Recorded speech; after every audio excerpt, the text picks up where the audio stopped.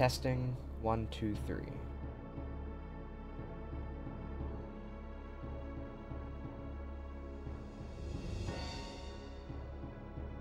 That's pretty good latency, honest to God.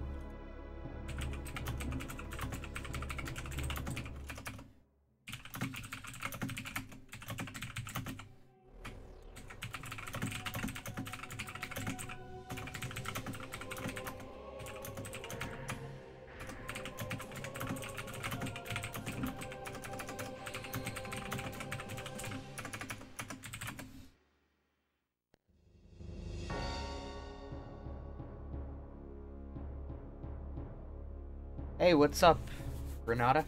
An owl? An owl? A owl? I've never streamed to YouTube before. This stream is pretty much going to tell me whether or not I want to keep streaming on YouTube. Or do any streams on YouTube, but I figured I'd give it a shot for today. So let's see how it goes. Let me... Wait, how did you... Hang on a second. How did that? Oh, okay.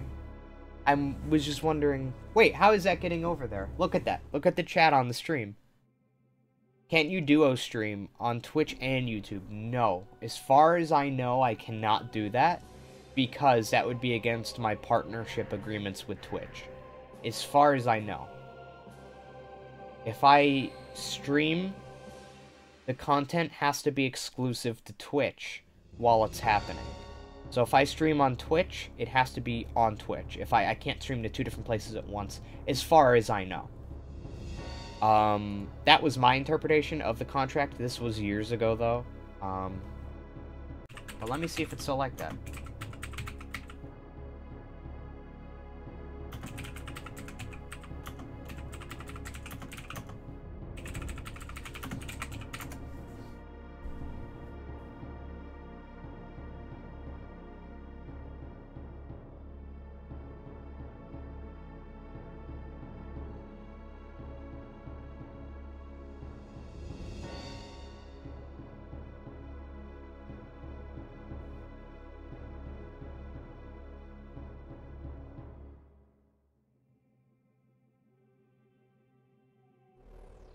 One second. I'll start in 1 second, guys.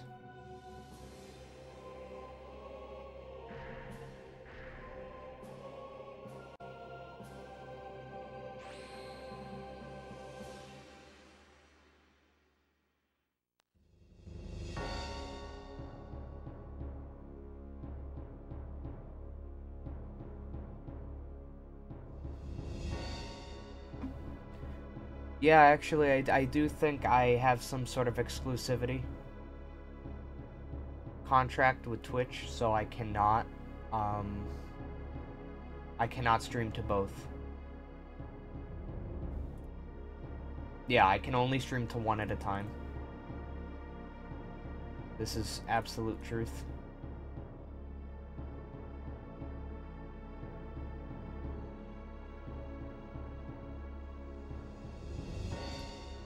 Okay, so, back here.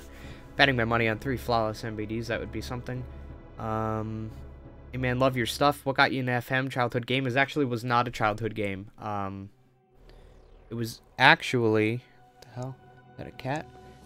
It was actually, something I saw SSBM stuff, doing back in 2013. Early 2013. I saw him speedrunning it. This is right when I was still getting into speedrunning, and I thought it was really cool. And I couldn't understand it. I was like, what the hell am I looking at? You know, but it was he had like 1,000 viewers at the time, so I'm like, why are so many people into this? I don't understand it. So I started playing the game myself, and that's kind of how it started. Is this sort of manipulating RNG? Yes, I'm going to manipulate the game. So you're gonna see. So if you look right now, the timer that's right below the chat, the one that's on right now, that's the run timer. So this is just a timer that lets me keep track of how much time is passing throughout the speed run, so I know what my final time is. However, the timer right here, the 964, the one that just did the ticking, that's my RNG timer. So this is a timer that I have set very specifically to allow me to do things at certain times. So I know I have this timer set so that when it hits 0, I want to do a certain action. In this case, this is my timer for getting the starter deck. So I'm going to reset the console now, right? Alright, so console's reset. So right now, the seed count, or the frame count, it went back to 0 with what I just did. So it's not counting yet. Once the Konami screen comes up, the white Konami screen, the game starts counting up frames 60 every second. And I'm going to start this timer at a certain time. That way I can keep track of what frame I'm on. And by doing that, I can get a certain starting deck. So here we go. So right now I'm keeping track of every frame that's going by. And I'm going to try to start a new game on a certain frame.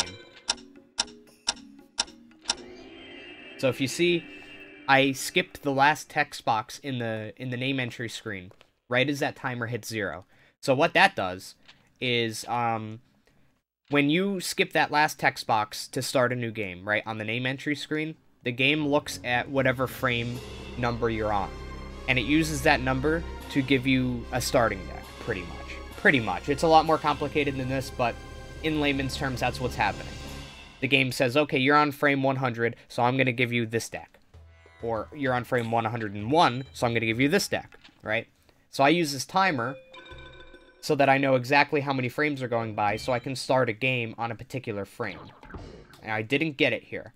So I need to reset and try again. So pretty much the way this works, like I said, it's everything that I said, and then I check the deck. So I will know whether or not it worked when I go over here and I look at the deck, pretty much. So what I'm looking for is I need the first 3 cards to be basic insect. If the first 3 cards are basic insect, when I scroll over here, then that tells me that I hit one of the frames I want. There's 2 frames I want. I want either frame 706 or frame 711. Hitting one of those 2 means that I'm good to continue with the run. So since I didn't hit it here, I reset the console again. This brings the frame count back down to 0, and then again I'm going to use the timer to keep track of how many frames go by, and then, you know, try to hit the right frame. That is how this works. Actually getting viewers on here. What is the worst possible RNG situation that you could have in a run? Failing the RNG manipulation on the final 6, and ultimates getting played against you on, like, Seto 3rd. So again, I start the timer right. I start the timer at a certain point in the music, which helps with my consistency. So the reason I start the timer when I do is because you need to start the timer at the right time, right? Because if I start my timer at a random point, obviously the timer doesn't mean anything then, right? So I have to start my timer at the same point every time. And the easiest way to do that is to pick a point in the music, right? And for me, it's on the opening screen, right? The music goes boom, dun dun dun dun dun dun dun dun, right? I do it on the 4th dun. So it goes boom, dun dun dun, go. That's when I start my timer. Oops. I didn't get it there either, so I'm going to move a little bit faster in my resetting and stuff. I'm kind of going slow right now to show you guys what's going on, because, again, I've never streamed to YouTube before. So I kind of want to show you guys everything. So that's how I do this manipulation. And then there's a lot more manipulating you'll see later. How is the learn curve on FM? Is it consistent with learning what to fuse and how to RNG manip? There's a pretty big learning curve to get really good at these speedruns.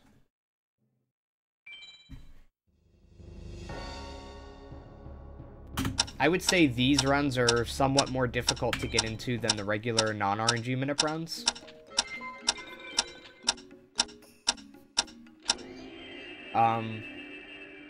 Like, you need to learn all the fusions and everything like that, right? Learn it. You need to learn all the fusions. You need to learn, you know, who plays what.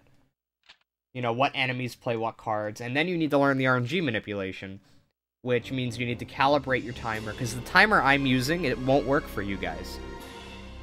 It may not work for you guys, is what I'm saying. I'm playing on a console. If you're not, and every console might have a couple milliseconds of difference, right? It might have a little bit of lag here and there that my console doesn't, or it might have less lag than my console does. So if you tried using my timers right now, it probably wouldn't work, simply because of our consoles and our discs being different. They're just different. Somebody's vacuuming, so I apologize if it sounds shitty. But yeah, it's just simply different. So you need to learn enough about RNG manipulation to be able to calibrate your own timer. Come up with your own timings. So you pretty much need to come up with your own strategies of how to do this run. So there's a lot you need to do to get into this speedrun. I do have some videos on YouTube planned that describe how to do this type of thing. So stay tuned on that. But though the video they take a long time to make, pretty much, because there's a lot. But as far as fusions and stuff like that, there's really no easy way for me to tell you how to do it. The only way you're going to get better at fusing and stuff like that is through practice. It's the only real way. How is this even possible? How could y'all find out about this manipulation thing? Well, through emulator experimentation, pretty much. We knew for years that this game was decided by frames, right? So, for example, like, we would go into an emulator, right? And right before a duel starts, we would make a save state. And we would, you know, as soon as we made the save state, we would load it, and then, you know, on the first frame that we load the save state, we would enter the duel, and then we would get one draw, right?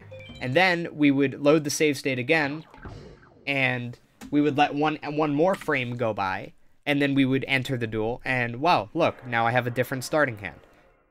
So that told us, hey, every single frame, something different is going to happen if you enter a duel, or if you do certain actions. So this game is pretty much decided by frames. So once we knew that, we had some smart minds who went into the game's code and actually created scripts. And what these scripts do is when you run them, it will spit out a bunch of information on what happens at certain frame numbers. Oops. I wasn't clicked onto my timer. So pretty much we can tell the script, we could say, hey script, I want to know what starting hand I would get if I entered a duel against Capura, or say Meadow Mage, right? If I enter a duel against Meadow Mage between frames 100 and 200, right? I want you, Mr. Script, to tell me what would happen on each and every frame there. Run. And then it will shit out an Excel file. And in that Excel file, it'll say, this is what happens on 101. This is what happens on 102. This is what happens on 103. Right? And it goes through all that stuff. So what we do as speedrunners is we run the script on thousands and thousands and thousands of frames. And we look through all of those frames for favorable outcomes that are strung together, right? So let's say frame 101 has a really nice outcome.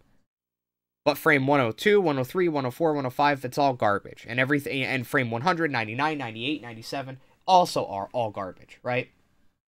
So that means we have one frame that we can hit. Frame 101. This game runs at 60 frames a second. So that means that you would need to do whatever action, entering the duel or whatever, with 1/60th of a second's accuracy. That's extremely difficult to do and wouldn't be consistent for humans, right? So we wouldn't be able to use that. But what we look for, and this is what we actually did, is we look for ranges of frames that have favorable outcomes. So instead of doing frame 101, where, remember I said frame 101 is good but everything around it is trash, we keep looking. And let's say we find, oh, if you hit frame 203, 204, 205, 206, 207, 208, 209, all the way up to, say, 230, right? Between frames 200 and frames 230, all of the frames have good outcomes. Now, you have a 30-frame window you can hit. That's half a second in this game. That's huge. So those are the manipulations we look for. We look for manipulations that have ranges of frames that we can hit. Because if we do that, then it's much easier to do in real time.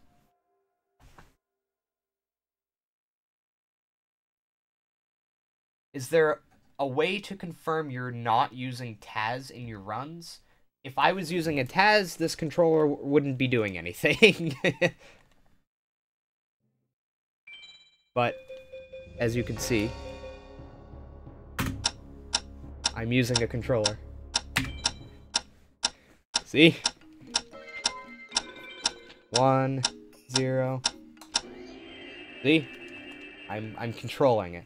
So if I was using a TAS, what a TAS is, what a tool-assisted speedrun is, it's going through the game on an emulator, frame by frame, and pretty much recording your inputs. So I would go through this game frame by frame, and I would say, okay, on frame 502, I want the X button pressed. Or on frame 700, I want the circle button pressed, right?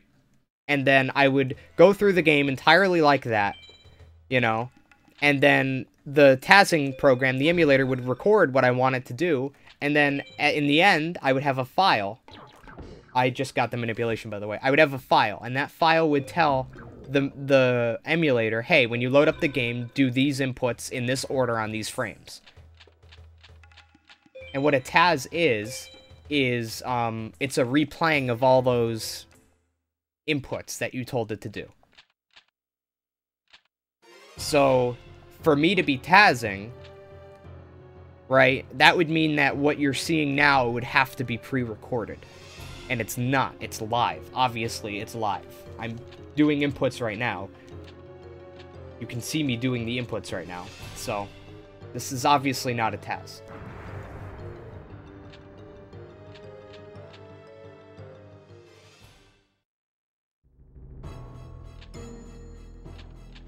Do you stream more here, or do you stream more often on Twitch? I stream 100% on Twitch. This is the first time I've ever streamed to YouTube.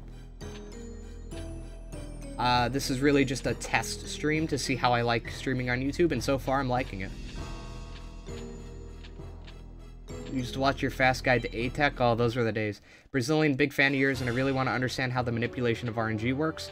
Well, just keep watching and you can kind of see. So now what I'm going to do is I'm going to see which frame I got. There's 2 different frames this can actually be. Okay, so I got the one that I like more. So some frames are very similar to others. So for the starting deck, there's actually 2 different frames I can hit. There's frame 706 or frame 711. The only difference between those 2 frames is 1 card in the entire deck, and it's the second to last card when I go scroll all the way down. It's either Pot the Trick or Wretched Ghost of the Attic. If it's Wretched Ghost of the Attic, that means I got frame 706. And if it's Pot the Trick, it means I got 711. I have a lot more experience playing on 711. There's only minor differences throughout the run, but this is 711, because there was a Pot the Trick, which is awesome. I need to get caught up with the chat.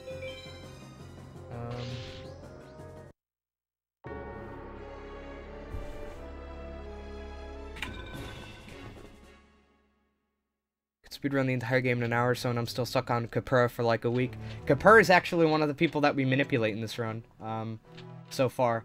So the overall goal of this speedrun in the future is going to be to manipulate every single duel. Every single duel will be manipulated, right? As of right now, it's not like that. We're still working on a lot of stuff. So as of right now, the way this run works is we manipulate the starting deck. We manipulate Heishin 1, so we can win 3 Meteor Bee Dragons right in the beginning of the run. Then we go through the entire World Tournament, no manipulation. And then we manipulate Meadow Mage and Capura. And then we do the rest of the mages without manipulation. And then we do the final 6 manipulated. That's how this works right now.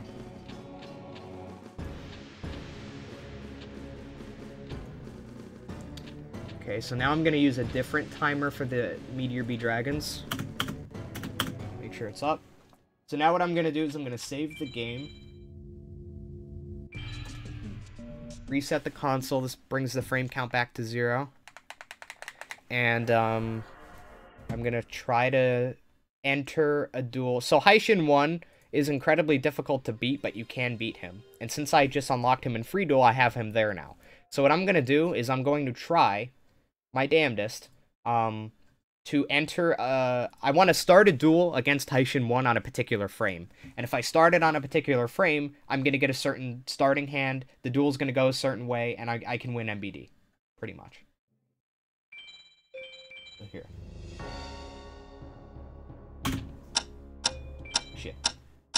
This might be bad. I might not have enough time. That might work. Keep in mind, this is incredibly precise, what I'm doing right now. Yes, I got it. First try. Okay, good. So, what just happened there is I entered a duel against Haishin 1 on a very certain frame. And I know I got the frame because of my first draw. So now I'm going to do a very specific set of movements throughout this duel, right? So now that I know what frame I'm on, I know exactly what I need to do in this duel in order to win MBD. So as long as I do the same movements as I've previously rehearsed, you could say, I will win Meteor B Dragon in this duel. So one of the things I do is a 3D duel. 3D duels advance that frame count that I've been talking about. It advances it by a very specific number. And like I said, we've worked out exactly what you need to do in these duels in order to win the right card. So right now I'm just playing the duel in a very specific way that has been previously rehearsed in order to win the card that I want. I'm going to attack with this twin-headed here, so that I don't have a Guardian Star interaction. So that was a Neptune card, which is why I put that twin-headed in Moon. I knew he was going to play that Neptune card right from the beginning, because again, I entered the duel in the right frame, so I know exactly what's going to happen in this duel. So this turn I'm going to play La La Layun. I'm going to attack with twin-headed, La La Layun, and twin-headed. So no, it's going to go really fast here, and I'm not going to be able to explain, but I'm about to do a newer strategy, which pretty much makes it so I don't have to reset the console in between the first and the second Meteor B Dragons. So I'm going to be quiet for a second here.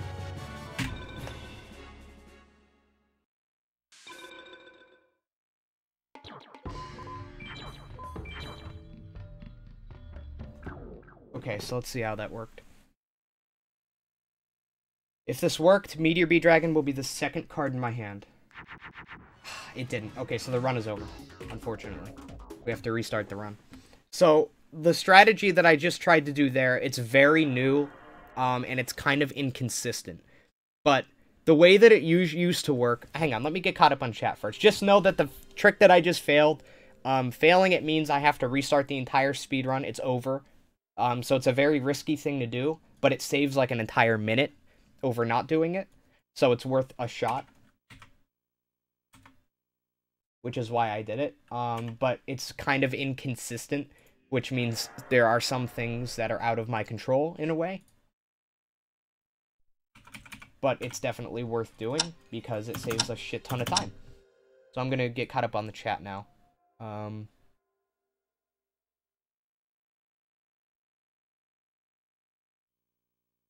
If you scream, you can scare the game and save 1 minute minimum.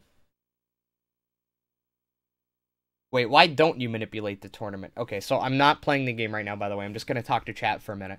So why don't I manipulate the tournament? We don't manipulate the tournament because it just hasn't been routed yet. That's the only reason, right?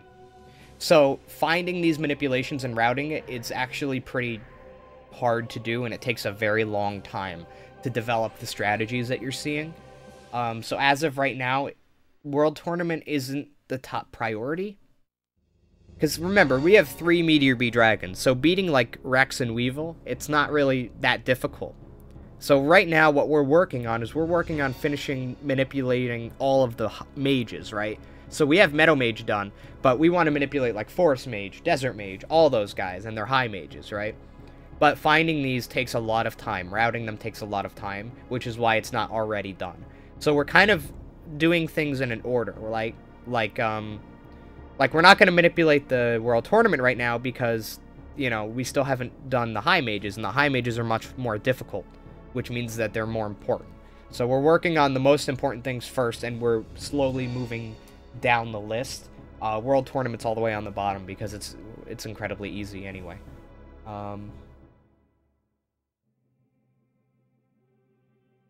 Okay, I think I'm actually caught up on this now.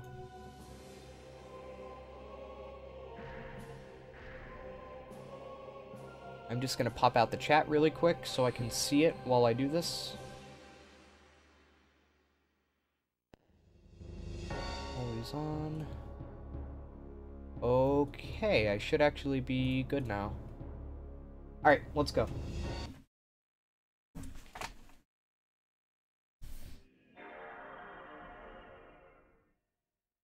Three flawless MBDs. That's what happened to my record. My current world record, that is exactly what happened. Needless to say, it was a damn good run.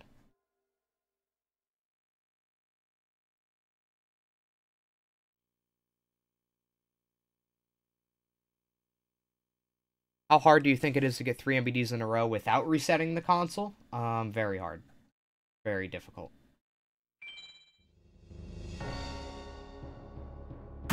So as of right now, the best strategy we have is only doing 2 in a row. Like getting 2 MBDs without resetting, then saving, resetting the console, and getting the third.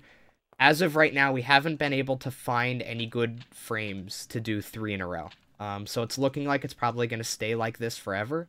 Because like we said, everything is frame-based, but the more things you string together, the more difficult it becomes to find things.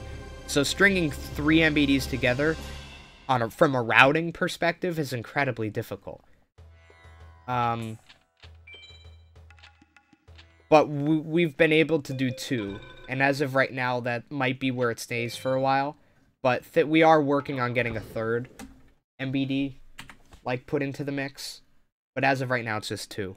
And getting the 2 is very hard, and getting the third, I imagine even when the strat is found and you know, polished, I imagine it's going to be even more difficult than what we're doing now, obviously. But more difficult is fine. Less consistent, that's not good.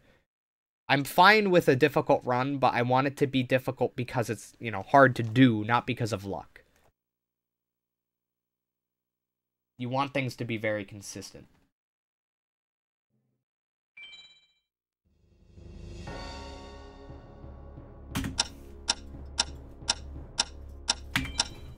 It's all based on timing, so you might see my head bob a little bit. Shit. Okay, that sounded good. After all you know so far, can you still play this game without manip? Yeah, absolutely. I just did it 2 days ago, actually. We had a no manipulation race. People still do this game without RNG manipulation, believe it or not. People still do record attempts and stuff without it. Not going after my record, going after the record of 3 hours, 12 minutes. Right now, the world record for beating this game without manipulating the RNG, without doing what I'm doing right now, it's 3 hours and 12 minutes by Arius. For me, I'm in 3rd place in that respect. I have a time of 3 hours, 19 minutes without doing this. You can see that on my channel here. But with RNG manipulation, which is pretty much just the fastest way to complete the game, right now, this time is the record by over a minute. His name isn't A anymore. Do you actually like this game, or just use it for speedrun? I think this is a really cool game. I really do like this game. I think it's an extremely well done game, honest to God. I think it's a very difficult game. But I think it's a lot of fun. It's just a fun game. That's what keeps me coming back to it. Is just that it's a fun game to play.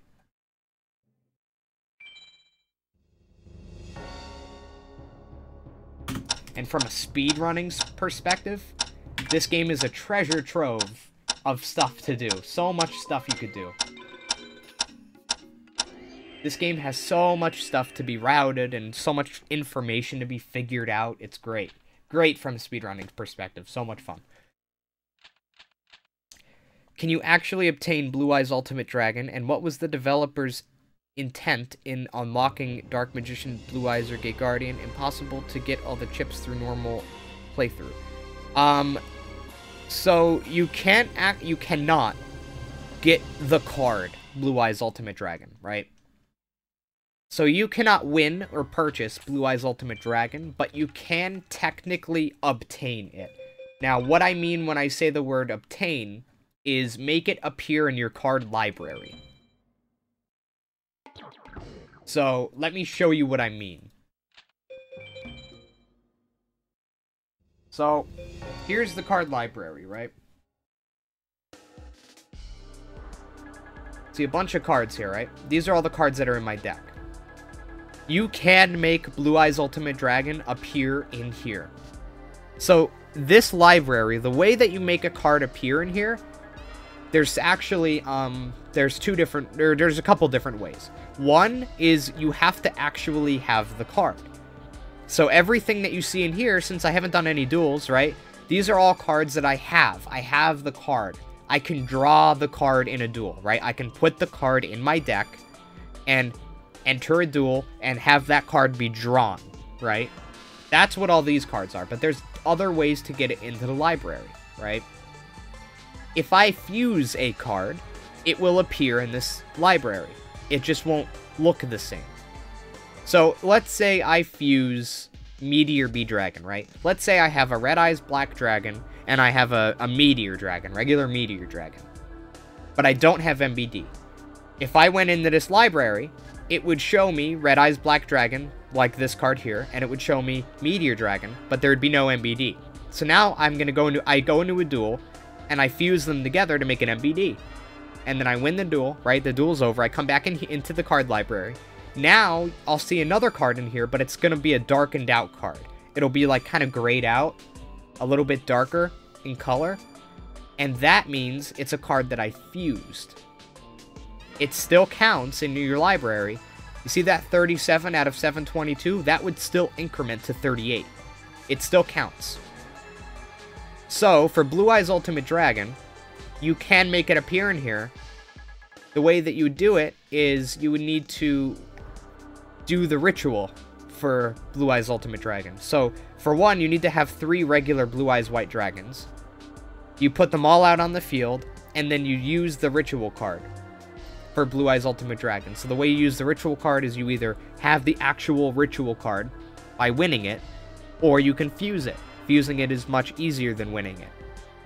If you fuse Dragon Treasure and Megamorph together, it will give you the Ultimate Dragon ritual. And if you do that fusion while you have 3 Blue Eyes on the field, it will take all 3 Blue Eyes and it will give you a Blue Eyes Ultimate Dragon for that duel, right? Once that duel's over, you don't have the card Blue Eyes Ultimate Dragon, but you did make it in that duel, and that's enough to make it appear here. So when I say the word obtain, I mean I won the card, I bought the card, I fused the card, or I ritual summoned the card. One of those 4 things. Doing any of those 4 will make it appear here. So, to answer your question, Blue Eyes Ultimate Dragon, can you obtain it? Yes. Can you get it? Actually get the card? No. You can only get it by ritual summon. So now that you have the record with a perfect 3 MBDs, how much time do you think can realistically come off the record? A lot of time can realistically come off the record. If you look at my splits and you look at near the bottom, it has the best possible time. So the way that that's calculated, it's a 1 hour, 2 minutes, 55 seconds. The way that that's calculated is, let me show you something. You guys are getting a real crash course here. Consider yourselves very lucky. This is a pretty cool crash course that I'm giving you guys. Let me show you something cool here. So this is my splits editor. So when I'm doing a speed run, right? Every time I hit a split, right? Even if that run dies. So let's say I do a run right now, right? And I finish Heishin in, 3 minutes instead of 3:02, right? But then the run dies somewhere else and I reset. My splitting program is still keeping track of that 3 hours, if that was the best ever. So even though runs might die, if I do a particular segment is like faster than I've ever done it, this program will save that. So if I have the best Weevil duel I've ever had in my life, right? And I hit the split and it's 10 seconds faster than any Weevil I've ever had before. This program will know that, it will save that time. And then even if I lose that run that had it, that time is still saved as what's called a best segment. It is the fastest I've ever done that particular segment in. So, the best possible time metric, what that means is if you took all of my best segments I've ever had for every single segment of the run and you threw it together, that would be the time of the speed run. So if I did a run right now, and I had the best heist shin I've ever had, I had the best MBD1 I ever had, I had the best MBD2 I ever had, best MBD3, best Rex, best Weevil, I matched my best times on every segment, the final time of that speed run would be 1 hour, 2 minutes, 55 seconds. That's what the best possible time means. So, my best possible time is about 1 hour, 3 minutes, and my world record is 1 hour, 19 minutes, 30 seconds. 19, 18, 17, 16. So there is about 16 and a half minutes to be saved around the run. So, but realistically, right, you can't expect any speedrun to ever really get to a 102.55, because you would need, like, luck that's never been seen as of right now, right? Because right now there's still a lot of luck in this run. It's not all skill. I could do all the manips perfect and still lose the run simply because of bad luck. Because we don't manipulate everybody yet. Right? But as of right now, I think a lot of time can be saved realistically on the run. I think right now, this time that I have can realistically go down to under a 1 hour, 10 minute time. So you can realistically save about 9 minutes on this run before it starts getting into the territory of really good luck needed, right? But remember, once we find, once we route new manipulations so that we're manipulating more people, it's going to become more and more and more and more consistent because there's not luck, and we're going to get closer and closer and closer to hitting that 102.55, because once it's not determined by luck anymore, now it's determined by skill. And once it's determined by skill, if you play perfectly, you'll get a 103, right? It's not like that yet, but it will be one day. So this run will be going down quite a bit by around 15 minutes as time goes on. But as of right now, I think it can realistically go down 9 minutes without needing ridiculously good luck.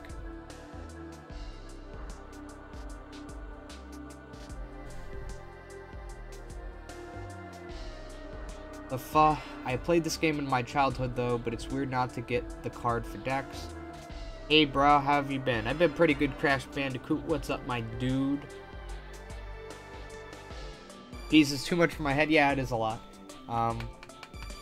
You have to keep it all stored up in here when you're doing a run, which is why I think that this run has a very high, it's a very difficult speed run to get into, I think, because there's just a lot of information that you need in order to do it well. So, difficult to get into, but doable if you want to, for sure. Say hello to Jeff the Viking. He's watching you. Hello, Jeff the Viking. Good luck, bro. Okay. Cheers from Brazil. Cheers. Alright, let's get back into it, yeah?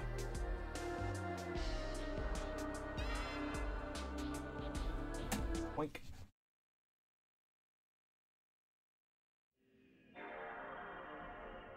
Remember, guys, if you're not subscribed, definitely sub to me. It helps me a lot on YouTube.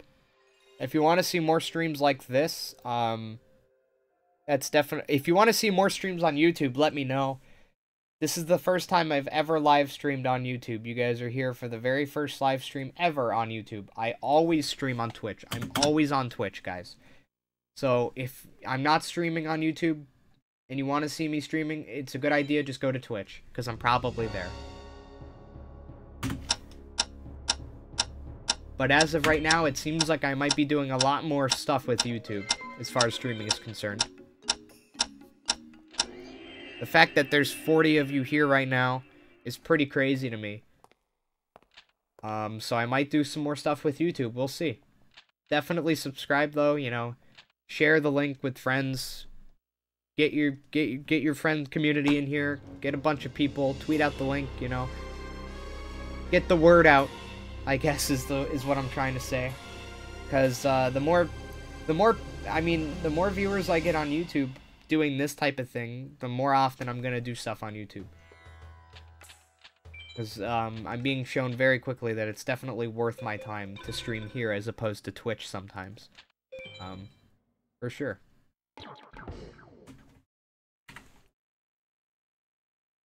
I just rather watch a Twitch no emotes here, that's true.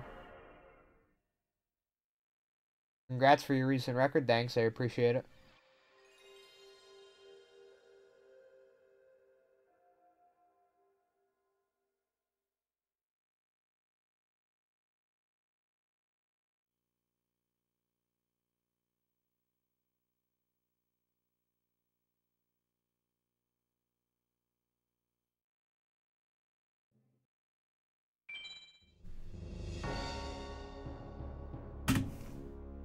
Hello?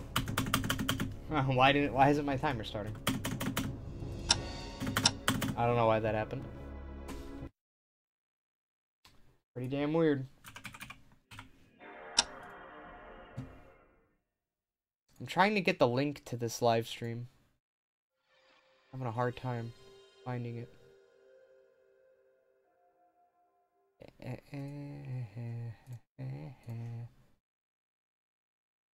Yeah, 1 second, guys.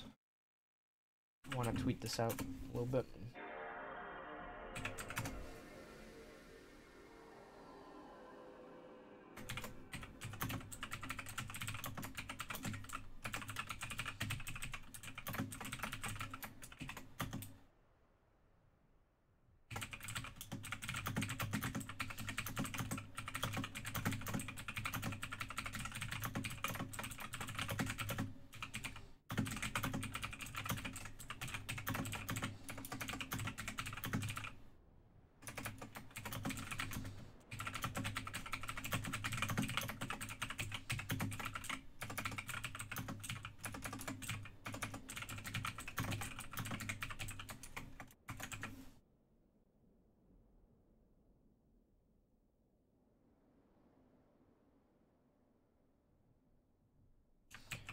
Uno momento, boyos.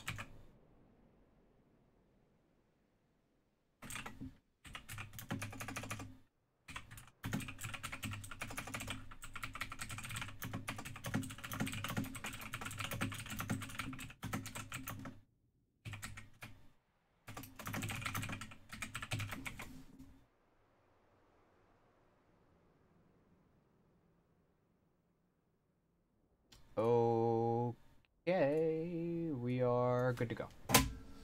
Let's go. Jesus Christ, your luck seems outrageously bad today. I wouldn't call it luck. It's just a difficult trick to get the starting deck. Getting a run going, getting a run past the MBDs, right? It's just really hard. That's all I can say. It takes a little bit of luck, and it takes a lot of bit of precision. It's just a very difficult trick to do. So it will definitely take a bunch of attempts.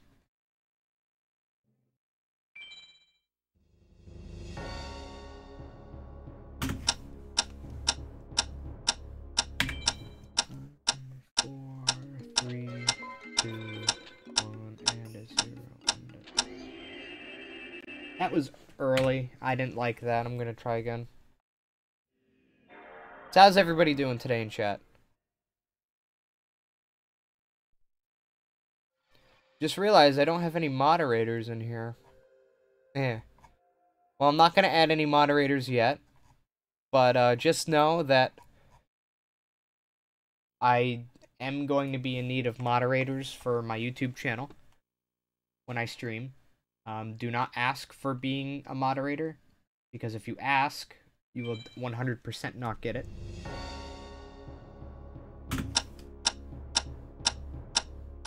But just know that I am looking for them, so, your demeanor, the way that you talk in my chat, how often you talk, you know, if you're a regular viewer, when I do streams on here or not. That type of stuff is the stuff I'm going to be looking at when picking moderators for this. So just keep it in mind. feel like it's just good to give you guys a heads up that I will be looking through chat over the next however long and picking mods. So yeah. So what's your job in real life? My job in real life is I work in IT at a bank. That's what I currently do. I'm still in school. I go to school for computer information systems, so fixing computers pretty much is the easiest way to tell people what I do, what I go to school for. And I work part-time in the IT department of a bank. And this is what I have to wear to that bank, but I'm here instead of there right now, so that's nice.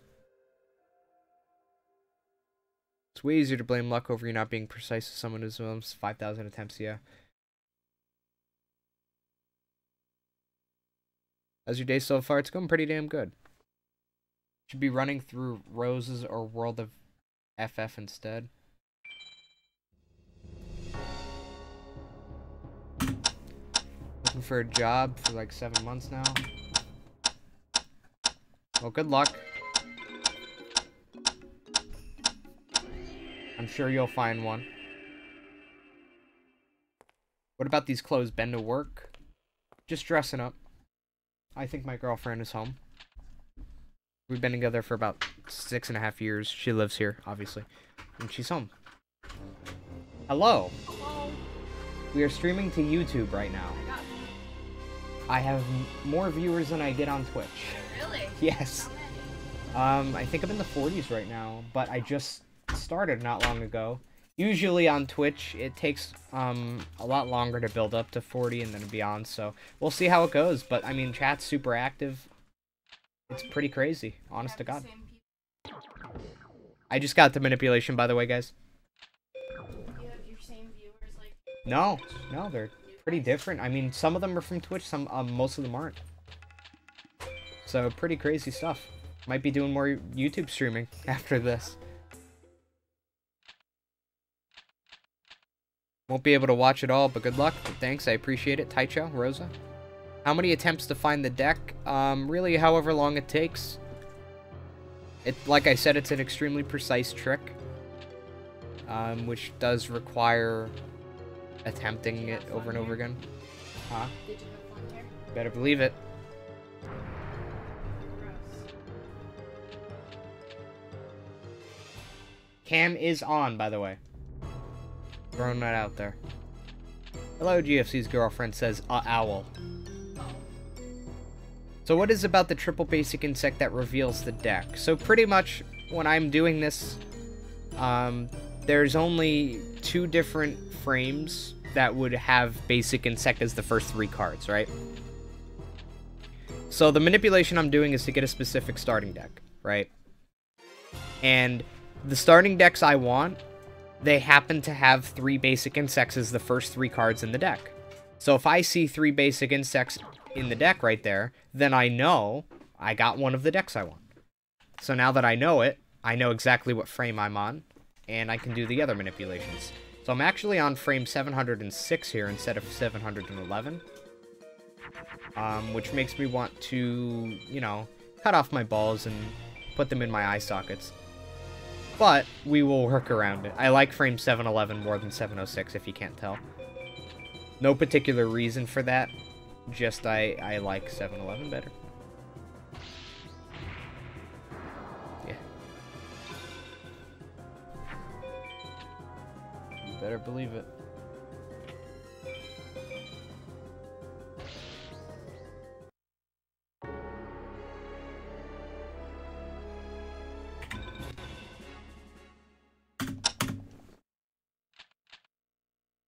So now I'm changing my timer over to the other timer I need. The MBD timers. Alright, it's nice and set. We're ready to go. Let's see how we do. So again, for anybody just coming in, what I'm going to try to do is enter the duel. Ooh, hang on. I have chat on top chat. I want live chat, baby. There we go. It was only showing me top messages. I want to see all messages, man.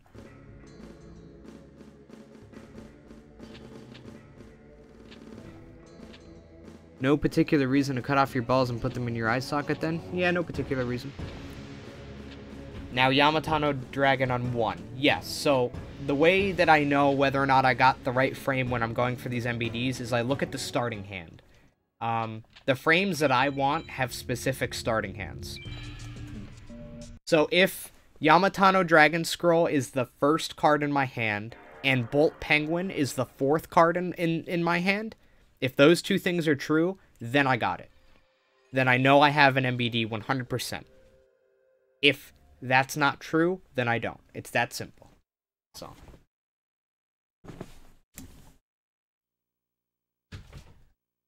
Now we're going to do it and see how it goes.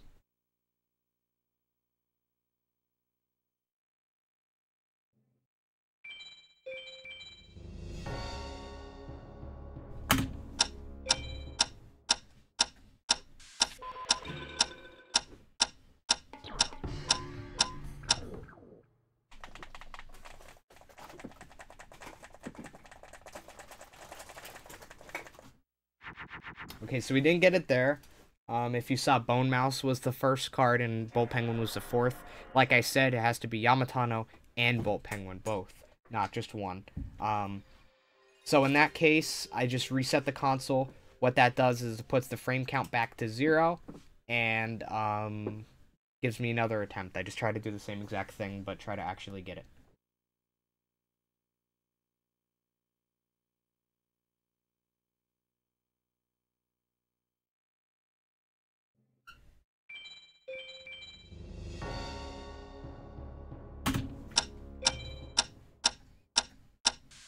So typically, two failures is my max. So if this is a failure, I will try again, and if I fail a third time, it's over. So, so that would have given me an MBD. It would have worked, but it's not the frame I need if I want to string it together, pretty much. So what I want to do is I want to get a certain frame that makes it so I can win the first MBD and then win the second one without having to reset the console. It's a difference of a minute. That frame told me I can win the MBD, but I wouldn't be able to do that, and I don't want that. I'd rather reset and try it one more time. So this is probably a failure. Probably just going to have to restart the run. It's no big deal. Like I said, getting past the 3 MBDs is something that's kind of rare, because of how difficult the beginning of the run is.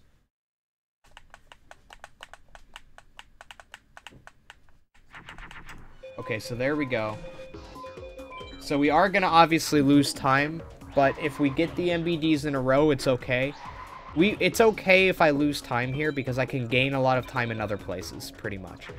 So you might be saying, GFC, you're going to be like a minute and a half behind. That's true, but I can save that minute and a half in other parts of the speedrun.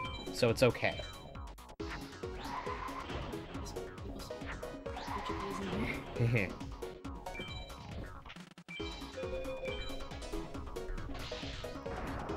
Typically on my Twitch stream, I would have an English-only rule, but for YouTube, a lot of my metrics are Brazilians and stuff like that, so I know it's totally fine for you guys to speak whatever language. Sorry, bitch.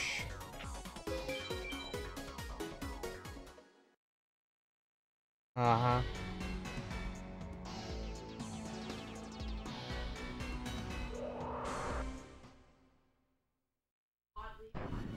Do you think it's warm?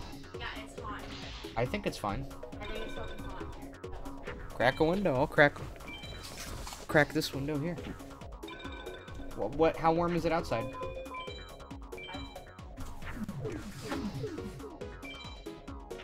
It's hot in there, man. Alright, I gotta do stuff now.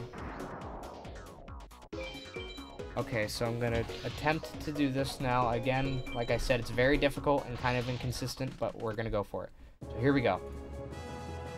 So, MBD 1. Got. Now I'm gonna mash back in. I'm gonna do certain movement. Alright, let's see how that works. MBD needs to be the second card in my hand. Okay, good. So Dark Plant, that's 4-2. Right there. Okay, so we got it. This should be good. Depending on what he plays here. That should be Sin Engine. The fourth card is not Lalaleon. What? The fourth card was Tomasaurus, right?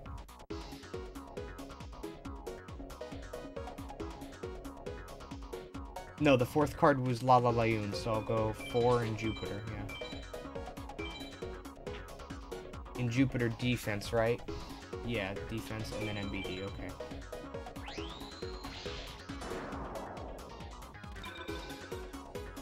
This might not be good.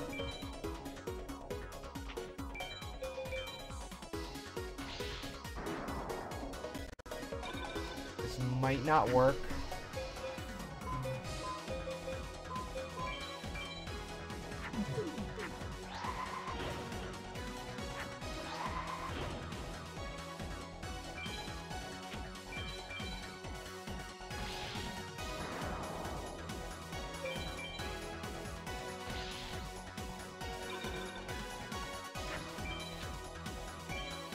Might not work.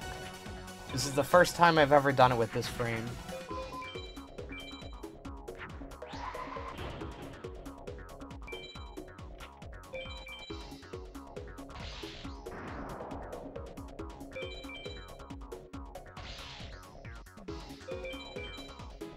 Guess we'll see if it works.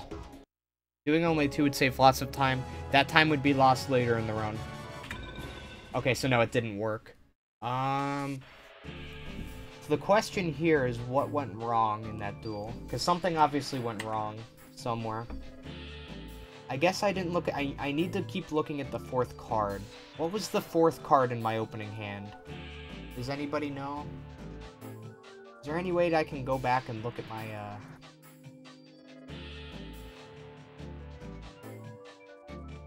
look at the run again?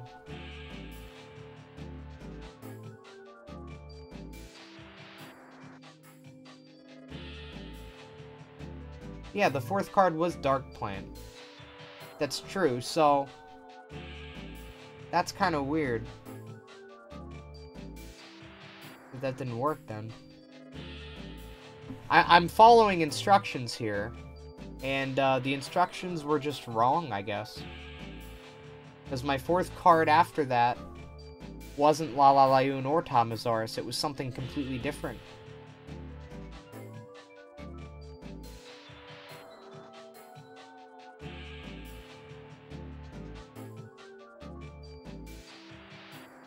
Yeah, it's no big deal.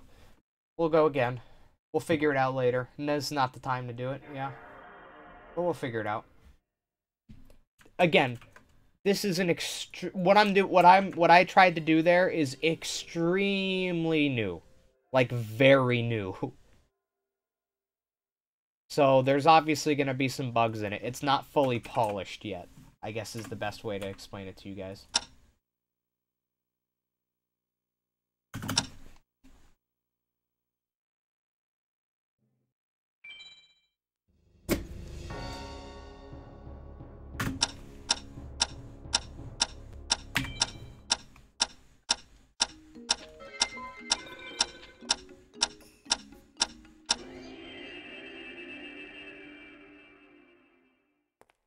Okay, so to answer a question that came in earlier, do you need 3 MBDs? Doing only 2 would save lots of time. So doing only 2 MBDs would save, as you can see here, probably somewhere along the lines of 2.5 minutes.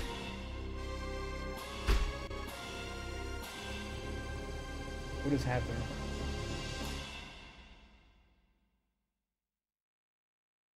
I think our doors are being slammed shut by the breeze. So yes, doing 2 MBDs would save 2.5 minutes here, but only having 2 MBDs for the remainder of the run would make it much slower. 3 MBDs is much faster than 2 in a lot of duels that we do throughout the run. So it's always going to be the best strat to have 3 MBDs instead of 2. There will never be a time where we do only 2 MBDs. It's been timed, right? People have gone through, we've all gone through in the speedrunning community when we've figured this out, And the way the timing works is that it's always faster for 3 than it is for 2. It just is.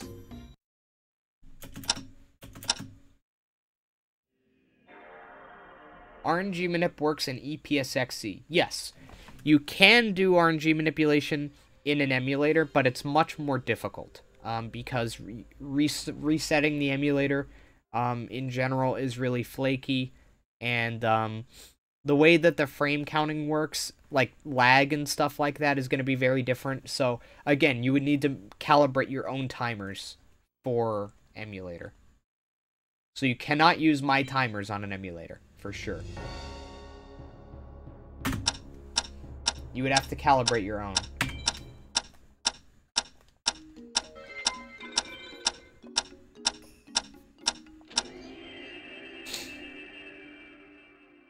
Why is Meteor B Dragon a 4-star card? Good question. Missed any battle sequences? No, I didn't miss any battle sequences there, I don't believe. If it happens again, I'll look into it more, but I'm not really too concerned. Making the manipulation with the MBD on the 5 on the second battle is not more safe.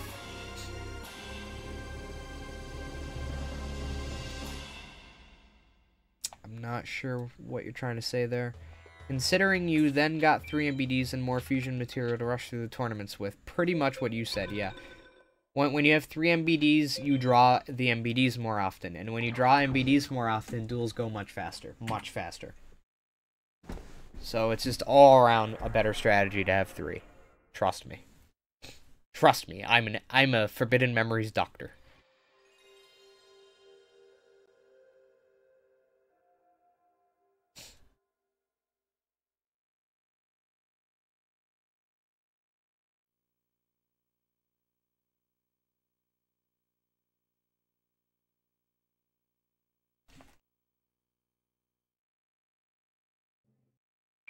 My other monitor keeps turning off.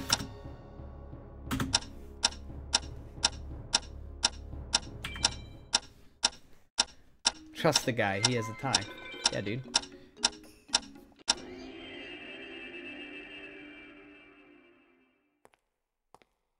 So do we know that the prize cards for duels are determined before the game loads in? It's not necessarily determined before the game loads in.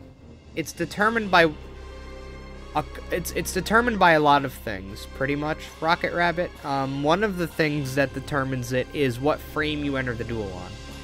So pretty much there's 2 different groups, right? It's what frame you enter the duel on, and it's what you do during that duel, right? So what I mean by that is, let me see what happens here. Okay, so if I enter a duel on frame 100, right? If I enter a duel against Haishin on frame 100, right? There's that one group. And I do 4 fusions in that duel, right? I do 2 fusions on the first turn, I do 2 fusions on the second turn, and I win on the third turn. I have no Guardian Star interactions. I dump 4 cards in the second turn, right? I do all these specific things. Then I will win Meteor B Dragon, right? So that means that in any game, emulator, if you guys wanted to try it, if you went and started a duel against Haishin on frame 100 and did all those specific things, you would win MBD. However, if you enter a duel on frame 100 against Haishin and do one thing differently throughout that duel, you'll win a different card. So the game is looking at, yes, it's looking at what frame you enter, but it's also looking at what you do during that duel. So both of those things need to be the same in order for the drop to be the same. I need to do all these movements in the duel, and I need to enter on a certain frame. So if I enter on a certain frame but do different things during the duel, I won't get the same drop. So if I enter on frame 100 and do 3 fusions instead of 4, now I'm not going to win Meteor B Dragon. Conversely, if I enter on frame 101 instead of 100, and I do all of the right things in the duel, I'm still not going to win MBD. Let's say I need to do 4 fusions and I need to win on turn 3, right? Let's say that's what I have to do. and I have to do it on frame 100. So if I go on frame 100, and in the duel against Taishin, I do 4 fusions, and I dump 3 cards, I will win MBD. Now, if I enter on frame 101, and I do 4 fusions and 3 dumps, I will not win MBD. Conversely, if I enter on frame 100 this time, the right frame, but I only do 3 fusions and 3 dumps, I won't win MBD. Has to be both. You have to enter on the right frame and do exactly the right movements. That's the only way.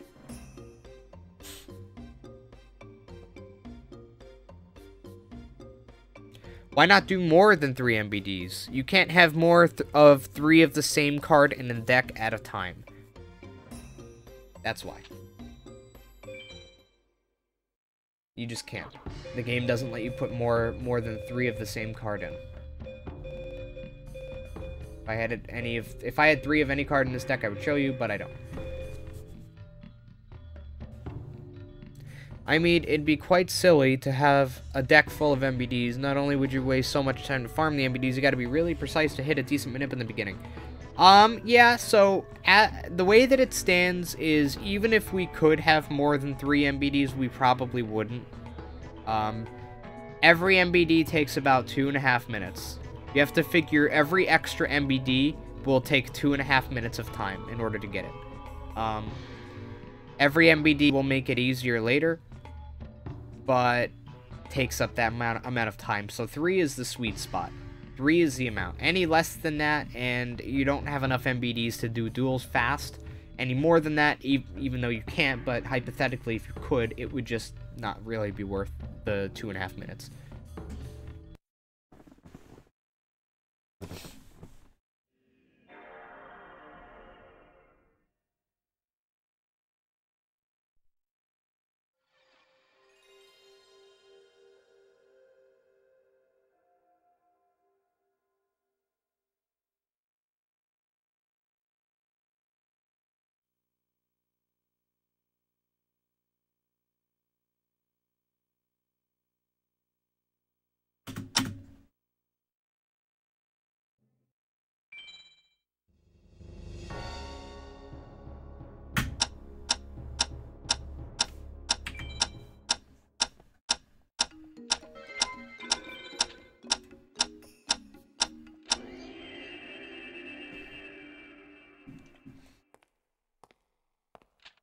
Remember to subscribe if you like this type of stuff.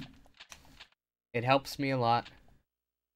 And if you want to donate, link is in the description. Feel free to support me that way. I will suck the penis of anybody who donates. Trust me. Outside of the MBDs, are there any other cards you could use by farming them? For example, fusion material. Farming at all in this run other than the MBDs in the beginning is not worth it. It's not worth the amount of time it would take. So it is nice. So when we go through the game, obviously we still win cards from people. So it's nice if we win a dragon here and there in campaign, but farming from them is not worth it in this run. Farming for anything other than the MBDs is not worth it in this run. It's a waste of time, which is why we don't do it. What's the speedrun strat? Hope to get MBD via S rank? We're actually manipulating the game to give us a Meteor B Dragon Squark. Or Quark. Whatever your name is.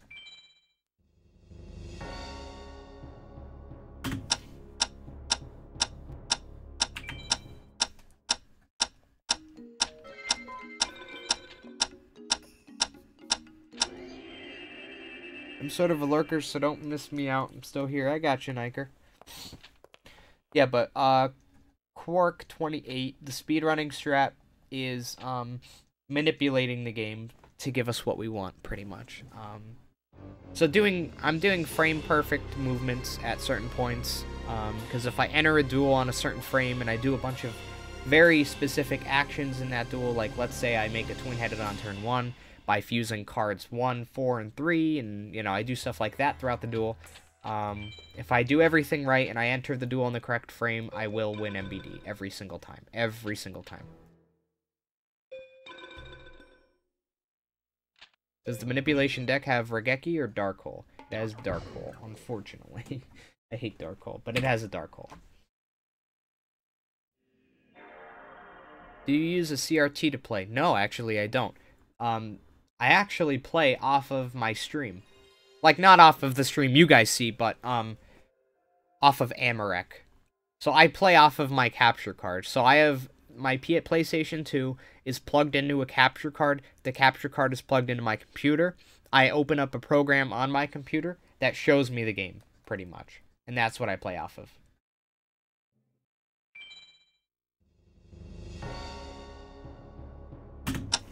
Now, I know a lot of you might be thinking, like, wow, there must be, like, tons of input delay and stuff, and there's really not. There's, like, almost none.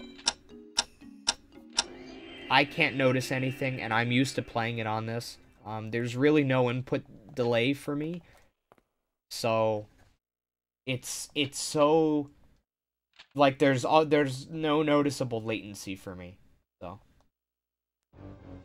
Could we, in theory, get a Regeki from a usable deck for the run? In theory, yes. Absolutely.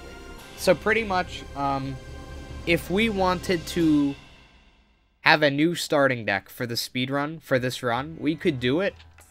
But then, if we did that, we would have to reroute the MBDs as well. So if we wanted to use a different starting deck, we could, but then the manipulations I do for the Meteor B Dragons in the beginning of the run, it wouldn't work. We would have to find new manipulations for them. Now, the manipulations in the late game would still work. So every manipulation after MBD 3, all of those manipulations only rely on the fact that you have 3 MBDs. So as long as I have 3 MBDs, I can manipulate the final 6, right? It doesn't matter what the rest of my deck is. I can manipulate the final 6 fights of the game as long as I have the 3 MBDs.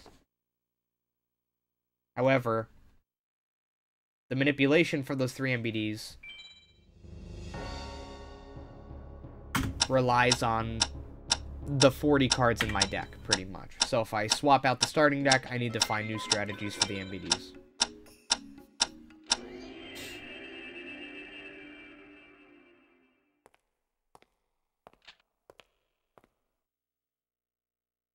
I do remember you doing any % no MBD farming or something a while ago.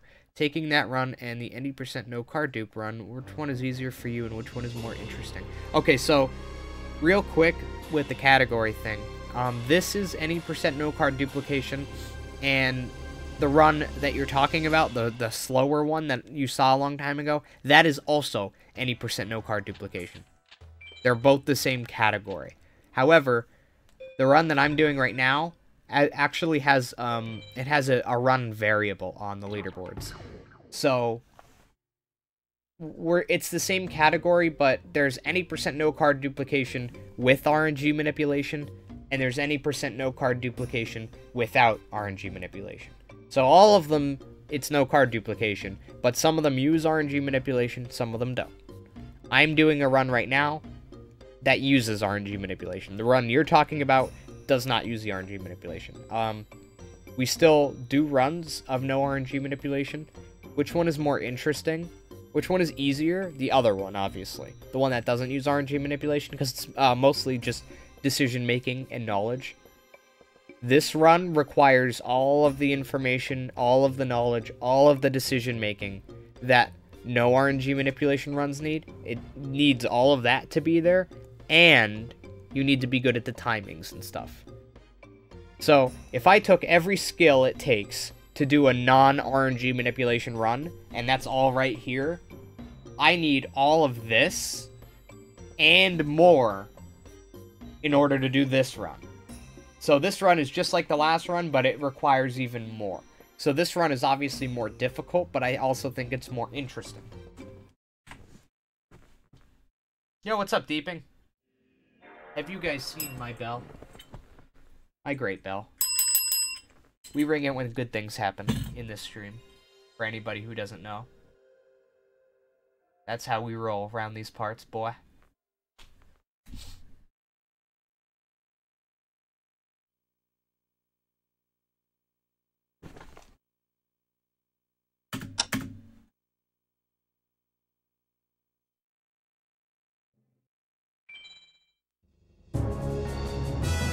Oh shit.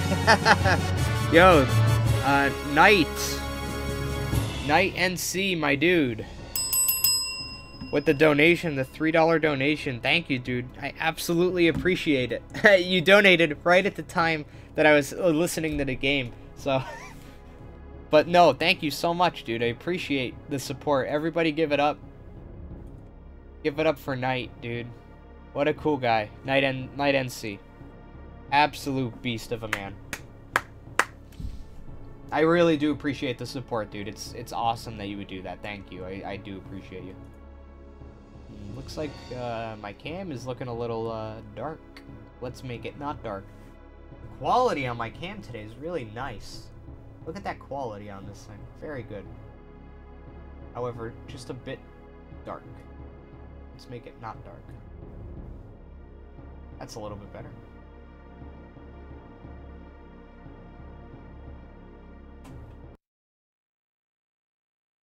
The man, the myth, the legend. My boy. My boy. Thanks for the tips. Absolutely, dude. What does GFC stand for? I just found your channel. GFC stands for Games for Charity, and it's a very long story, but just know that my username on Twitch used to be Games for Charity back in 2012 because I originally made this channel with the intent of playing games for charity. So back in 2012, I'll tell the story, why not? Back in 2012, before I was on Twitch,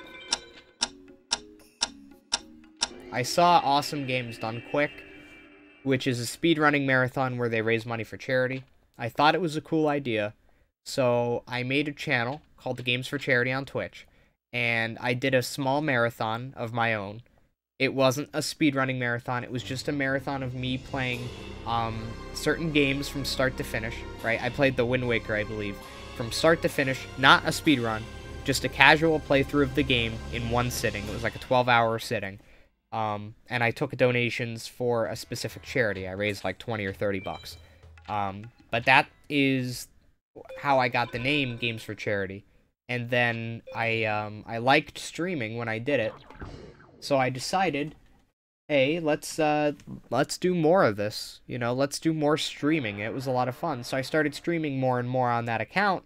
And by the time I realized that I was getting popular, it was too late to change the username. Because the only way to change a username back then was to just make a new Twitch account. So I was like, well, I'm too deep in now, so I'm just going to keep it.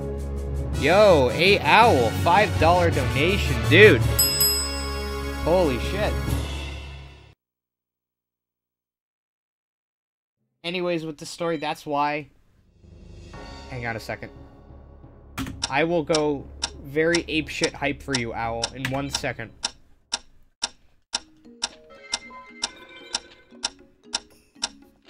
Okay, so, Owl, my dude. Hang on, let me finish the story really quick. Okay, so yeah, I was Games for Charity then, and then over time, everybody just called me GFC. I changed my username to GFC, the end. Okay, Owl, dude, thank you so much for the $5 donation. I really do appreciate it, dude. You better world record now. I will work on it. The pressure is on, my guy. I will try my best. Thank you guys so much for the support. I really do appreciate it. It helps a lot when you guys do stuff like that. It really does. It really does. So thank you so much.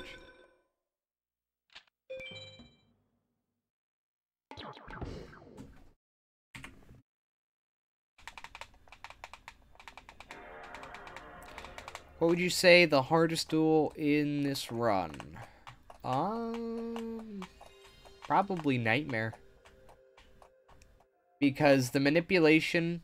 So we manipulate the final 6 fights of the duel, but the manipulation against Dark Knight fails, like, most of the time, because it's just really difficult and inconsistent. We have to find better strategies for the endgame, but because we fail the manipulation on Dark Knight, that means we have to fight Nightmare, like, normally, without RNG manipulation. So because we have to fight Nightmare most of the time without RNG manipulation, he's obviously the hardest because he can, like, play an ultimate and just fuck me up. Those $5 are almost a tenth of my monthly income. Not having an apprentice is awesome. Damn, dude, you really don't have to donate, man. If you're not making that much money, my guy. Honest to God, man. You did not have to do that, dude. I always tell people, if you want to donate at all, do it within your means.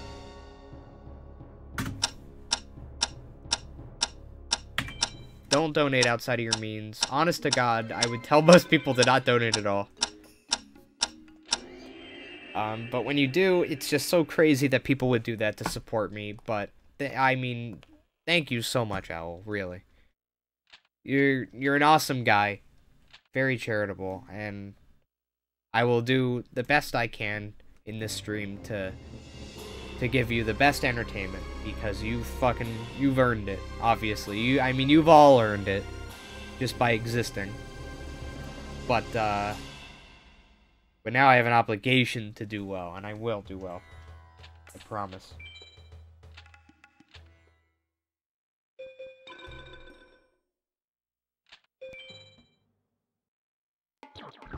Alright, come on, let's get a run going, shall we? Yo, what's up, John? I would have known that even if you didn't say that. I remember Inner Rage 91. Jason talking about it.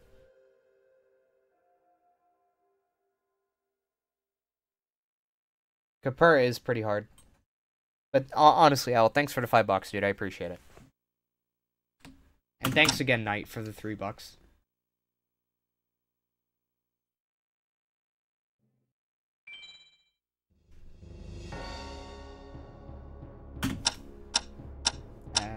I don't know how I like this. Sounded a little bit late.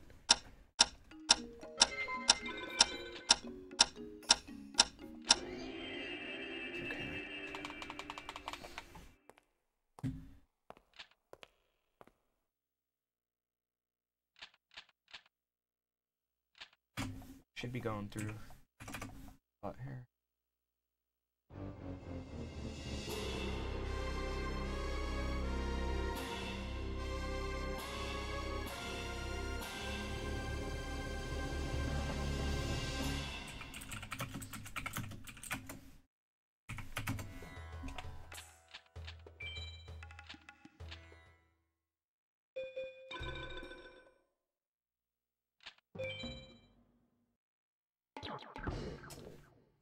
So that Karibo frame means I was 1 frame off, pretty much, when I get that.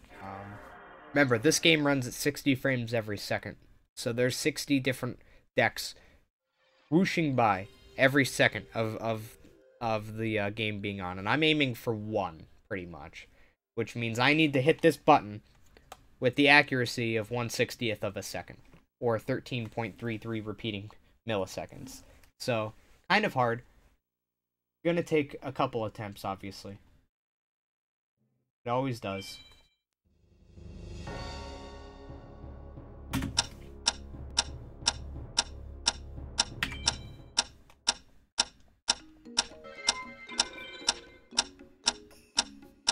Oops. I thought I had another second. I was reading chat. Maybe YouTube is just making you nervous, that's why I don't get any MBD luck. I mean, I'm used to being in front of this many people. I used to get way more viewers back in the day on Twitch. I used to get 200, 300 viewers every time I streamed. But for my first time streaming on YouTube, I'm genuinely surprised I have as many as I do right now. Which is pretty cool to me.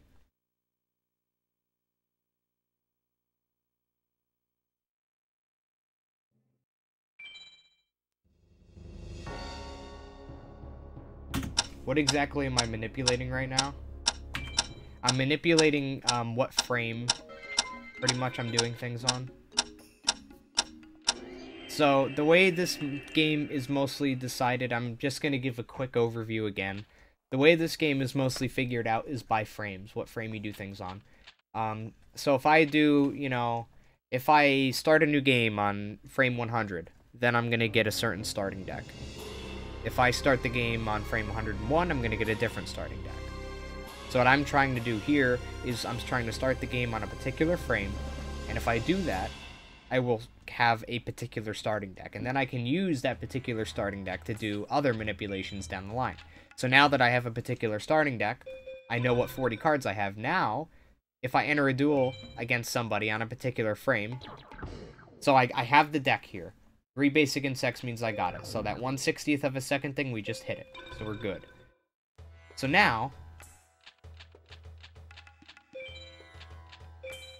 if I start a duel against somebody on a particular frame, and in that duel I do particular movements throughout the entire duel, then I will win a particular drop. In this case, I'm going to enter Haishin. I'm going to enter a free duel against this guy, Haishin. I'm going to enter a duel against him on a very specific frame, or at least I'm going to try to enter on a very specific frame. If I do that, then I'm going to do a very specific duel against him. I'm going to do a set of movements that we've researched and figured out, and I know the outcome to. So I'm going to do certain movements on every turn of the duel. You know, I'm going to fuse, you know, cards 1, 4, and 3 in order to make a twin-headed, and I'm going to put that twin-headed in Moon instead of Pluto, and so on and so forth. I'm going to attack with this twin-headed, not that one this turn. Stuff like that. Very specific stuff. And at the end of the duel, as long as I entered the duel on the right frame, and I did everything in that duel that I should have done, then I'll win Meteor Bee Dragon. And I'm going to do this 3 times, so that I can have 3 Meteor Bee Dragons by about 11 minutes into the run.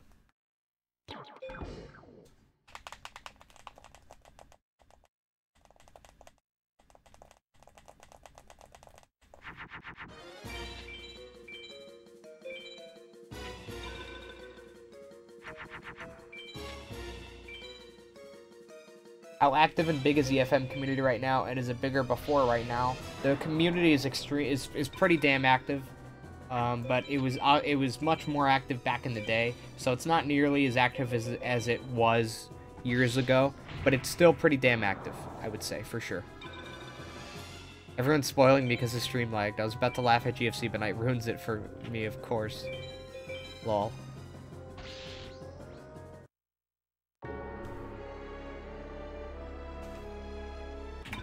So, the duel against Haishin there, that's a scripted duel. You have to lose it in order for the game to continue, pretty much.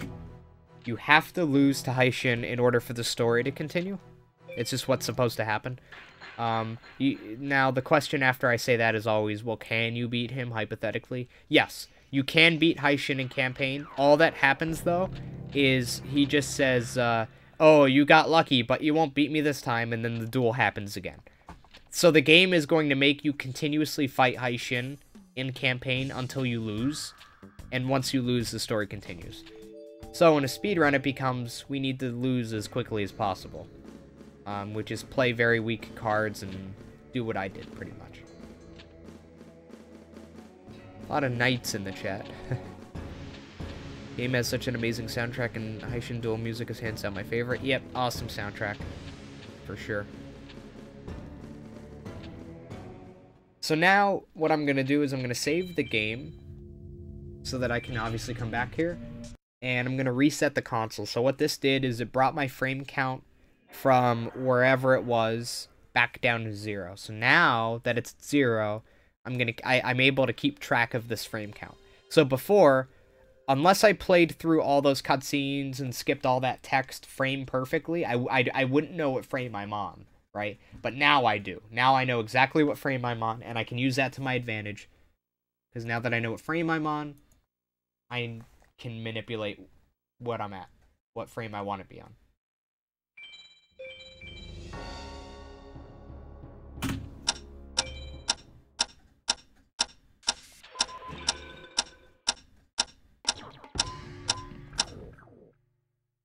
So if I got it, I'll have Yamatano Dragon Scroll as card 1, Bolt Penguin is card 4. If not, reset, try again. Okay, so I got it. First try, very good. So that means that in this duel, I am going to win Meteor Bee Dragon. 100% I have Meteor Bee Dragon in this duel. As long as I do the right movements and I know exactly what they are. So he's either going to play a Pluto or a Moon here. So he played a Moon. That means I'm on frame 472. So because I'm on frame 472, I'm going to do a very specific set of movements. I'm gonna put this one in Pluto. I'm just going to attack.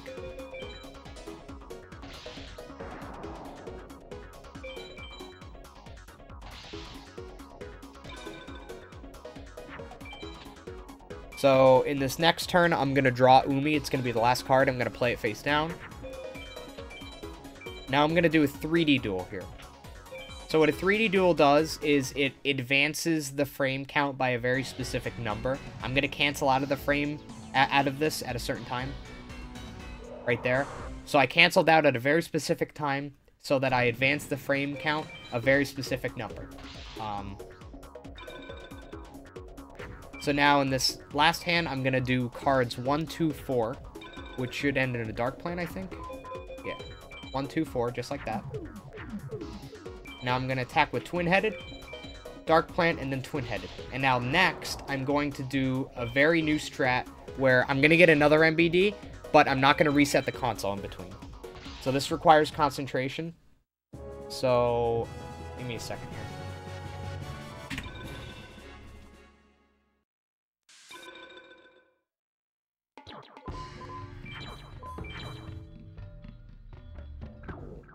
Okay, so if I got it, I'll have the Meteor Bee Dragon as card number 2. This is very inconsistent and does not work a lot of the time. Okay, it didn't work. So, because it didn't work, I failed. The run is over. I have to restart the entire speedrun. So, this trick, the 2 MBDs in a row like this, it's very inconsistent, right? It's pretty much a 50-50 whether or not you get it. It's very hard, and even if you do everything right, it's still a 50-50 chance of whether or not you hit it. If you hit it, though, you save 1 minute and 10 seconds over if I didn't do this.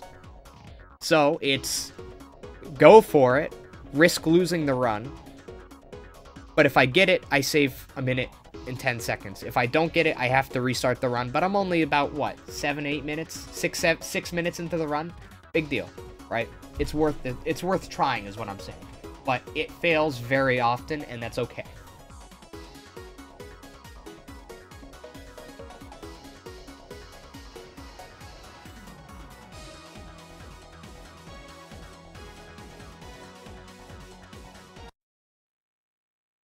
So the strategy that happens a lot is you win an MBD, you save, you reset the console. You win another MBD, you save, you reset the console. You win another MBD, then you move on, right? What this strategy is, the master in chat, by the way, he's actually the guy who came up with a lot of these strategies.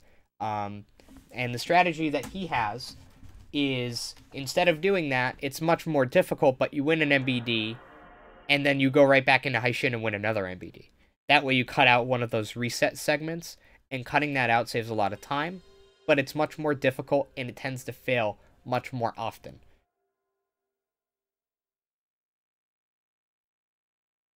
So think of it as YOLO strats, yeah.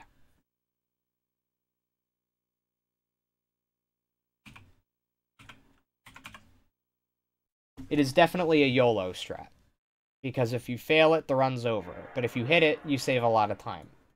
So, it's pretty much, I wouldn't even consider it. I think it's a smart YOLO strat. Like, it's the right thing to do in this run.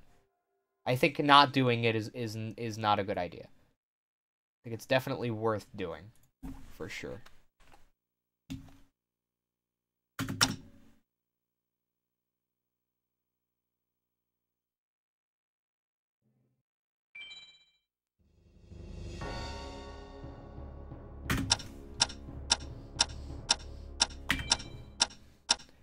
How many times have you reset during the stream? Not sure. Small counter next to the splits. 54 resets today? No, that's not what that means, Owl. Yeah, what the master said. That's exactly what it is. So what that counter is, it means that I've had 1,436 attempts at a speedrun on these splits, right? I have many other splits, but on these particular splits, I've had 1,436 attempts, and out of that, I've finished 54 speedruns. So that means I've done all those attempts at runs, but only 54 of them were worth my time to actually sit down and finish all the way through to the final 6. That's what that means. There is no reset counter. I mean, yeah, so if you look at the 1436 look, 1437, 1438, so, but that 54 only increments if I actually finish a run. I hit every split.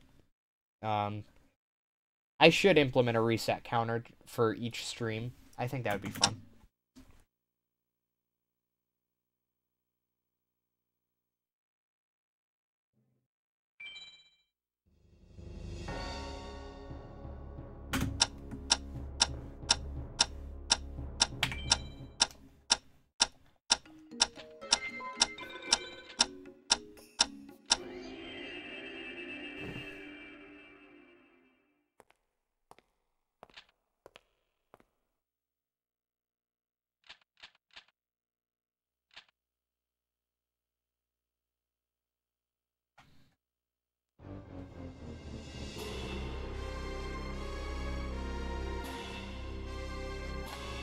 Those 54 resets do come close to how often? I mean, no, it's not.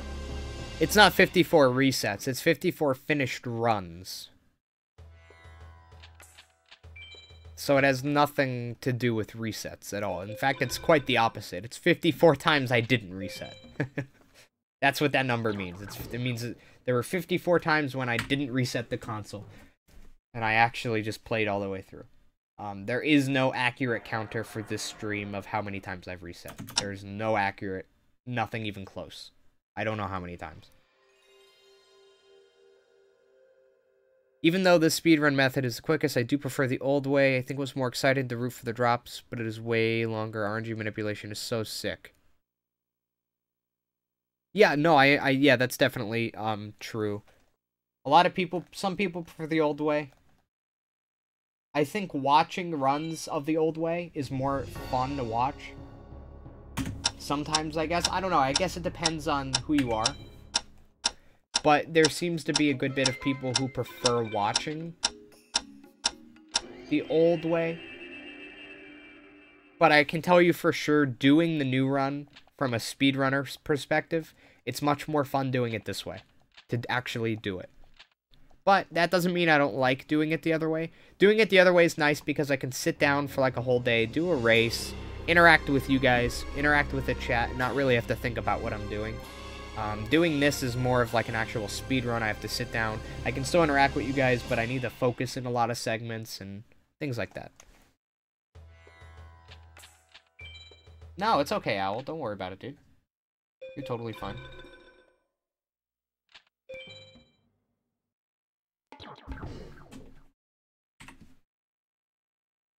Kind of hungry. Maybe I'll order a pizza. Kind of want to play Fortnite soon. Keep in mind, I've been streaming for a lot longer than I have than you guys think.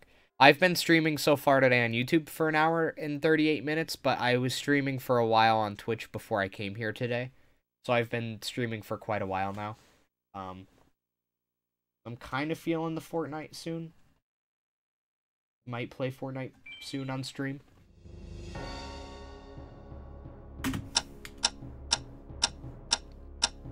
Might order a pizza and play some Fortnite. Who knows, man? Who knows? Didn't know you were here. How are you doing? I'm doing pretty good. Geek D, what's up? World record, yeah, it was a pretty cool stream to watch. I'm happy to hear that.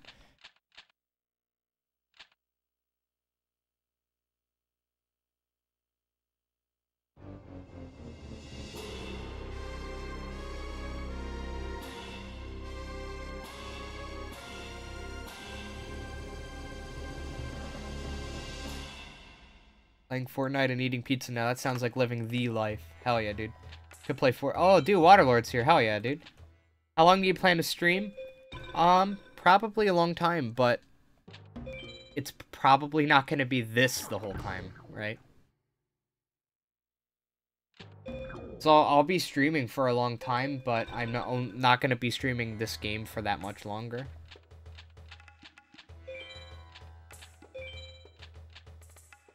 I like to stream other games as well, that aren't speedrunning. So right now we're speedrunning, but maybe after this attempt, or maybe a couple more attempts, I'm gonna stop playing Yu-Gi-Oh! And I'll go play Fortnite or something, and I'll stream that as well. So anybody's welcome to watch, but most of the time, at least when I stream on Twitch, most people leave when I'm not playing this game, and I kind of expect that to happen on YouTube as well, but we'll see. We'll see. But yeah, I don't really have a time limit on streaming. I don't have anything else I need to do today, so I'll be here. I love streaming a lot. Pretty much, I will stream for as long as there's people watching, I guess. The longer I have people watching for, the more motivated I am to keep streaming. So when I move over to Fortnite, my camera's on, just know that. So if I go over to Fortnite and like I go down to like 0 viewers, I probably won't stream it for that long, but I'll keep playing it for a while, but I just won't stream it for that long because there's no real point in streaming it if nobody's watching. You feel me? You guys feel me? You boyos feel me. Boyo. 66 viewers, not bad. 2 donations as well. Got $5 from Owl, but we got a $3 from Night and Sea, I believe. Really shitty duel here. Sit down. 68 watching? Yeah. Holy shit. Sit down, man. Join me. You got time, yeah. Yeah, dumb wall shadow is making this duel go on for a lot longer than it needs to.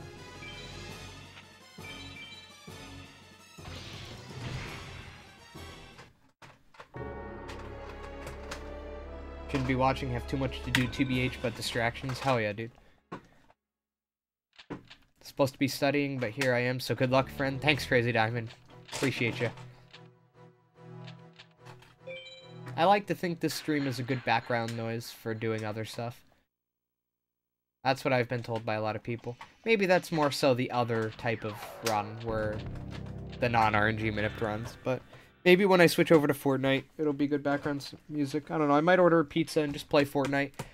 I play on PC, by the way, so if anybody wants to play Fortnite with me when this run is over, hit me up. We could play Fortnite together on stream. I'm gonna stream it, obviously. It'll be a lot of fun.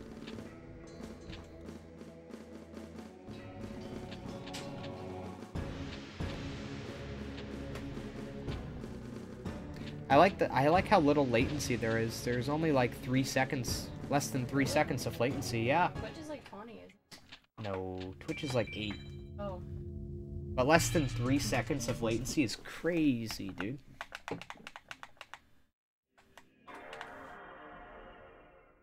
It's like I'm actually talking to you guys live.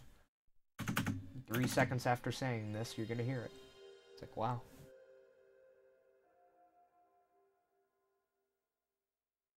Here comes Crimson Shin. You said That's funny.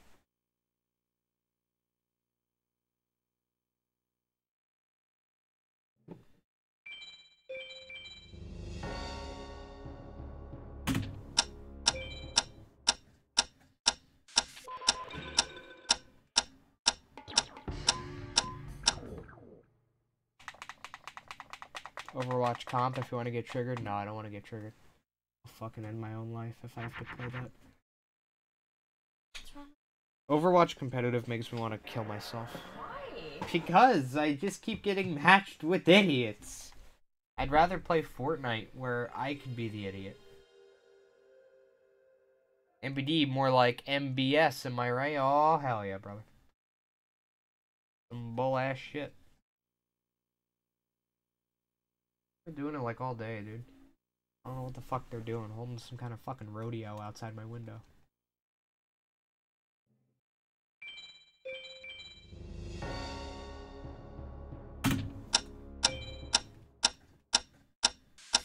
God, I love my new timing strat. Who used to say that in high school?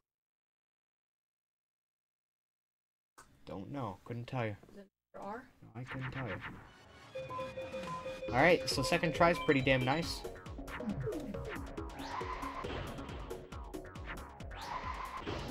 So as of right now, I'm going to win Meteor B Dragon in this duel against Taishin 1 with the starting deck.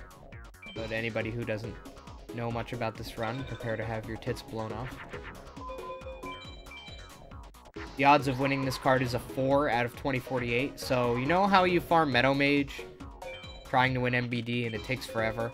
Well, the odds of winning MBD against this guy are 5 times less. Like, mathematically 5 times less. So, but we're gonna win it, 100% right here. Get ready. And then, I'm gonna try to win it again. It's a TAS. Oh, you're tazzing. I get comments on my YouTube videos of people telling me I'm cheating or telling me this is a tool-assisted speed run. You're cheating. Trust me, it happens all the time on my YouTube videos. People are fucking stupid. No, they're just fucking stupid. A skeptical person wouldn't comment on a video saying that you're cheating. A skeptical person would comment on the video saying, are you cheating? Saying, are you cheating? Not, you are cheating. Confident. Yeah. Alright, so here we go. Gonna try the new strats here. They're very difficult.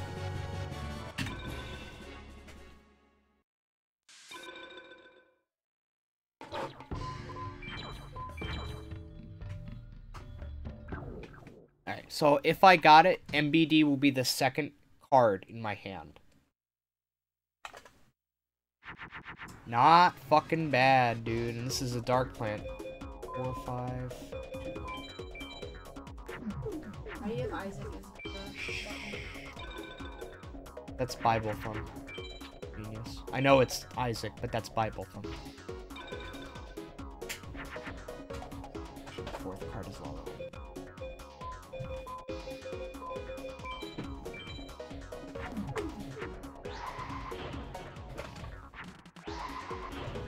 Alright, so we got it.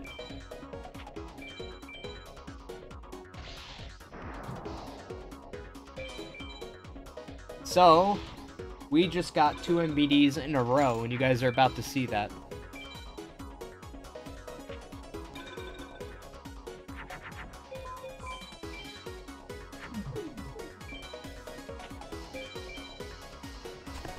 Okay.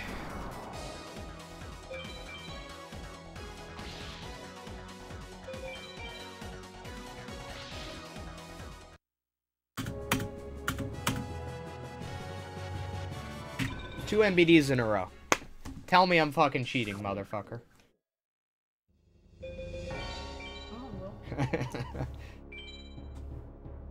Okay. So now I have to get the third.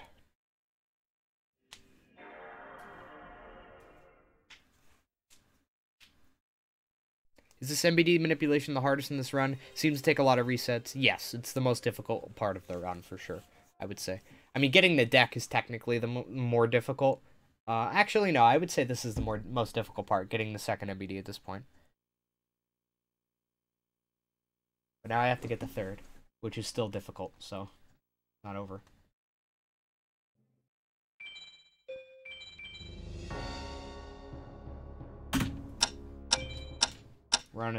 We're far from moving on, guys. The run is far from being where it needs to be. We still have to get the third MBD, which has a lot of potential for a failure. There's one failure. So as of right now, I'm at the maximum number of failures. If I fail, I need to get it here. If I get it here, we're good. If I don't get it here, the run is over, pretty much.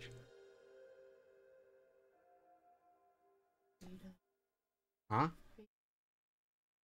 I don't know yet. How do you tell if you're getting MBD? Magic. Absolute magic.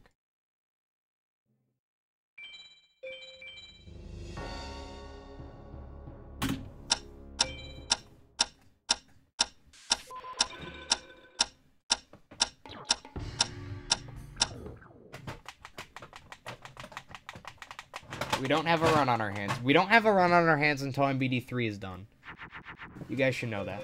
Well, actually, no, you shouldn't. You've never seen this before. But now we have a run on our hands. Now we do.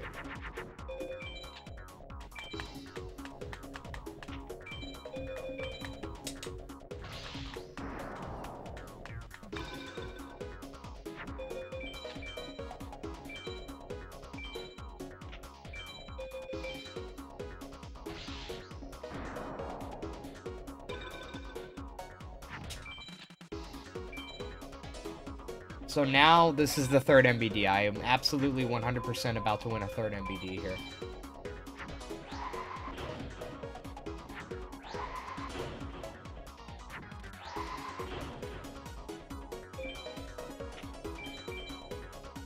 Kind of busy doing the run right now.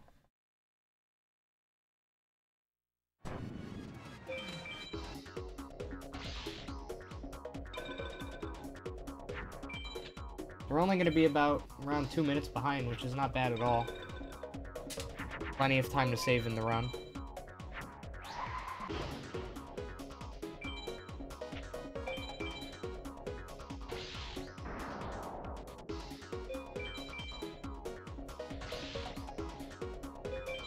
Okay, so we won those 2 MBDs right in a row, and now we're about to win a third.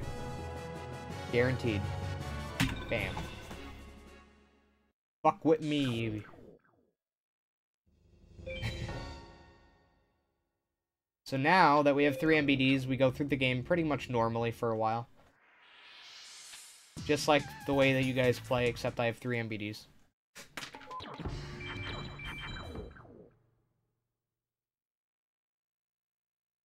Kinda cool, huh?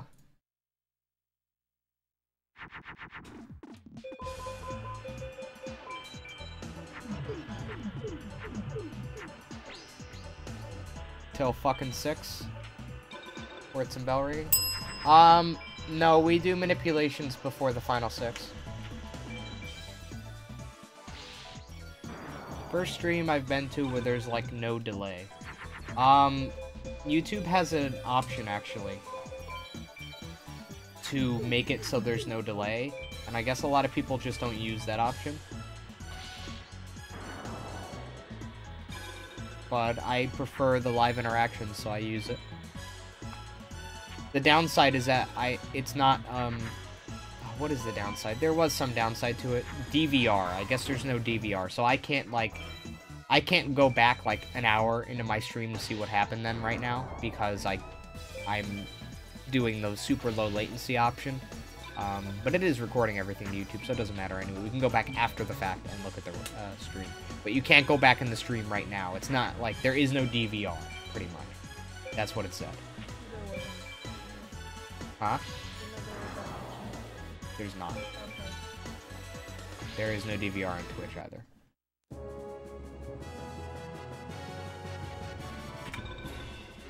Little D, boys. I connect with that on a personal level. Yeet. Yeet! This bitch empty. Yeet!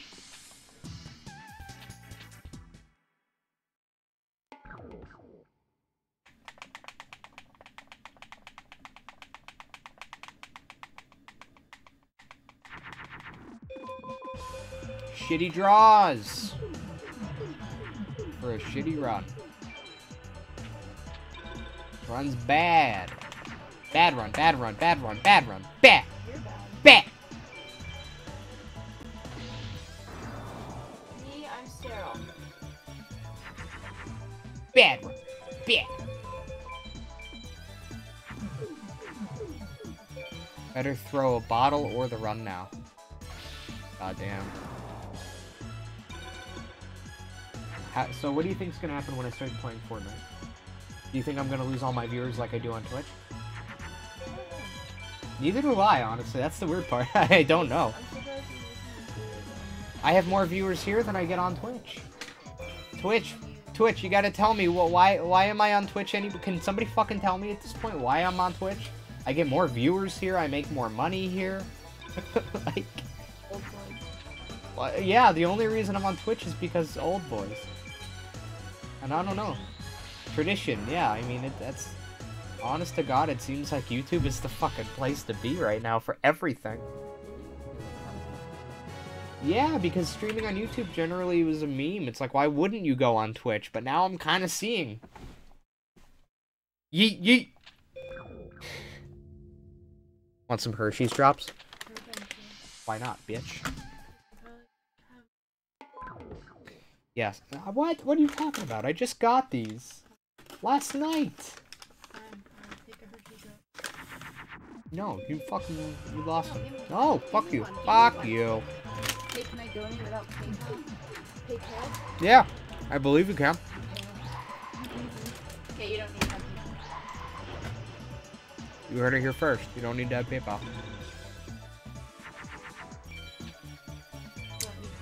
I'm pretty sure you can donate without PayPal. If you go into the donate option, it should let you do it. If it doesn't, let me know.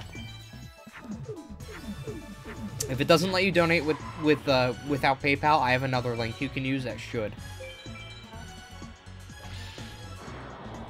Thanks, dude. It's almost like I like money. Wow. You fucking sell out! Sellout stats. Moves to YouTube. Honest to God, it's like on Twitch, people would be fucking bleeding out of their pussy about the whole sellout thing, but here, people love it. YouTube. Safe haven for sellouts. It still sucks tits. Titty suck. You heard it. Oh boy, she's going in. No. Yikes. Yikes, brother. Nice profile pic, Steven. Let me look at Steven's profile pic. Come here, Steven. I'm gonna give you a little click. Click, click. Click, click, Steven. Shit, shit. Electro whip. How about that? That's fucking gay. There's a fucking... There's an option. I think it said put user in timeout. Yeah! It's there. Put user in timeout. I can put somebody in timeout, motherfucker. Yes, but will you do a nip reveal on here? I've done it on Twitch. My nipples are out, my nipples are out, my nipples That's are right. out. I had a command on my bot at Twitch just for when my nipples are out. Exclamation point nipples. Made it say, my nipples are out, my nipples are out, my nipples are out. Or exclamation point nipples, my nipples are not out if my nipples were not out. Put me in timeout for fun? Oh, dude. I don't want to put you in timeout. It's hurtful. You don't deserve it. You're a good guy. You're a good guy, Harry Fisher.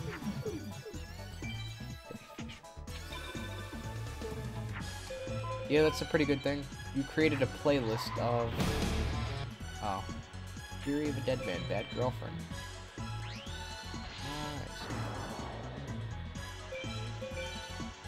Well, this run's pretty much over.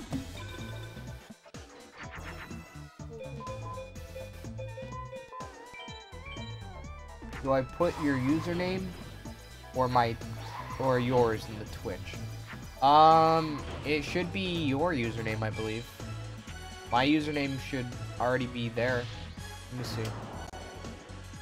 Oh, yeah, you're gonna put your username. So your username that you want it to be known as, pretty much. You want it to come up as on the stream. The username you want to be recognized as. It doesn't even need to be a real Twitch account. It really just needs to be put whatever you put in that box, that's what's going to show up on stream when you donate. So it doesn't even have to be a real Twitch account. As far as I know. You could just put Steven Kraus and it would say, hey, Steven Kraus donated $100 million. Gee, thanks, Steven. The boogeyman, yeah. You tried your best, ripped the run, pretty much. There's a timeout option, but there is not, but is there a not timeout option? Like an untimeout? Probably. It's probably only there after it's done, though.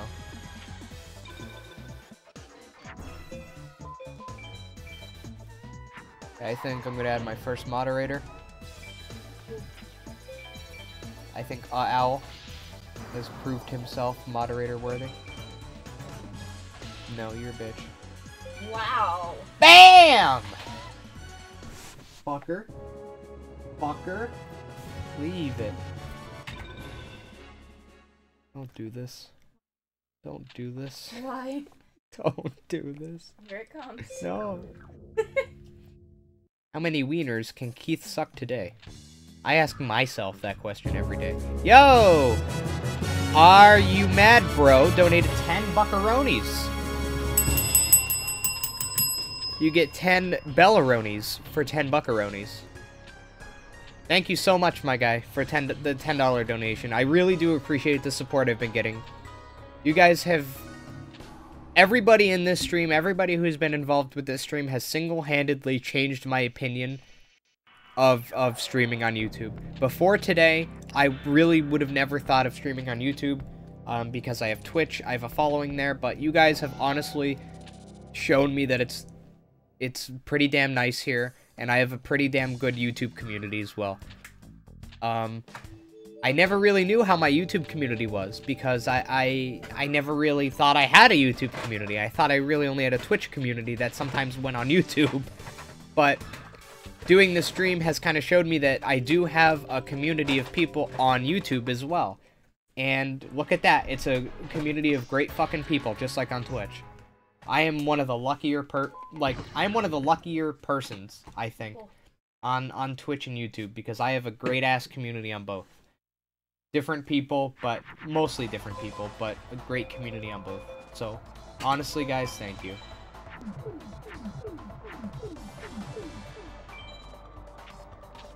Thank you, Steven, for supporting the pizza. Yes, the pizza! You just paid for some of my pizza, my boy.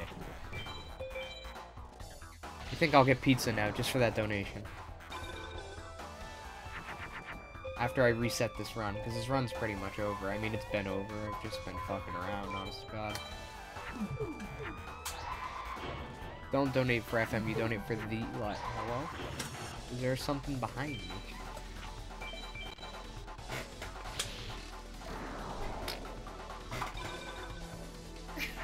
What?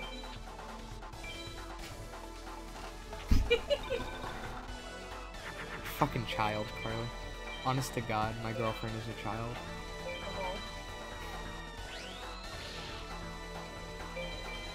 I've been with this dip nut for 6.5 years. Ooh. It has been the worst 6.5 years of my short life. Oh. Are you okay over there? No.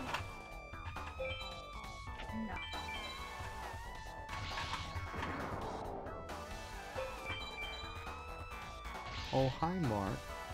GFC is throwing hard. Send help. No, I'm throwing! Fuck!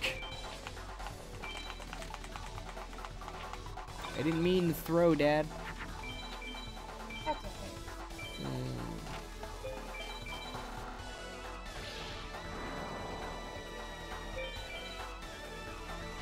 Yeah, this run is so over.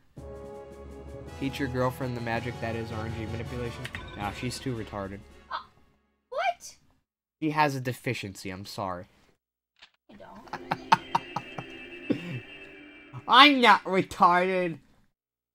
She said, as water spilled out of her mouth. Here it comes. Stop this. Ow! That hurt. Busted. Ripperino. She's here, ladies and gentlemen. I'm getting comfy.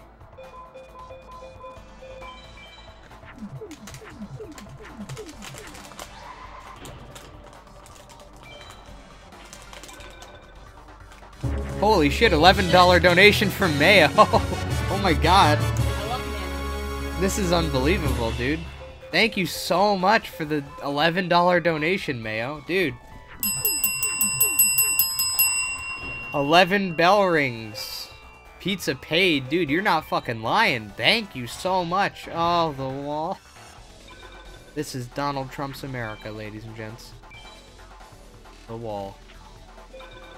No, really, thank you so much for the support, guys. I'm honestly blown away by the generosity.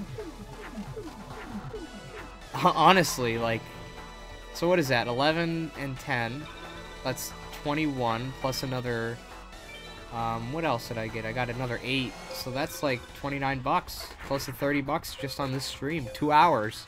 That's it. You guys are nuts. The generosity is just so far out there.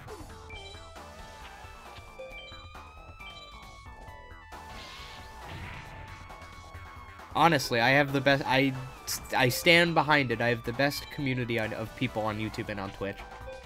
I always have and I always will. Not because you guys donate, but because you guys just generally support the stream and are awesome people. If someone donates at least $5 naming himself Pineapple, you got a pineapple pizza, right? Yeah. For me to get a pineapple pizza would take more than $5, because I'm not... I mean, I like pineapple pizza, but I don't know if I'm in a mood for it. I love pineapple. It would take at least a $10 donation for pineapple on the pizza, and then we'd get a pineapple pizza. But as of right now, we are not getting a pineapple pizza. We are getting a chicken parmesan pizza. I play on PC, yes. It's awesome content. I'm so happy to hear that. You guys like it? I don't know why I'm continuing with this run. I mean, the run is dead. I can't get the record, so I may as well stop playing and play Fortnite now. Look at this, dude. He's just fucking reviving himself, pretty much. He just gave himself 4,000 life points and made a fucking... Look at this guy. He's going in. No, this is Bakura. Hit my splits. Fuck. What made you start speedrunning this game? SSBM stuff. He made me. Forced me. No. No, SSBM stuff. I watched SSBM stuff stream this back in early 2013. And it looked pretty complicated and weird, and I didn't know why it was so popular, so I started playing it. And then I kind of realized why it was so popular. It's a lot of fun to do. Absolutely, Knight. Thank you so much for the support. Thanks for watching. I appreciate you. Go get your work done. Yep, good luck with your studies, just like Alice said.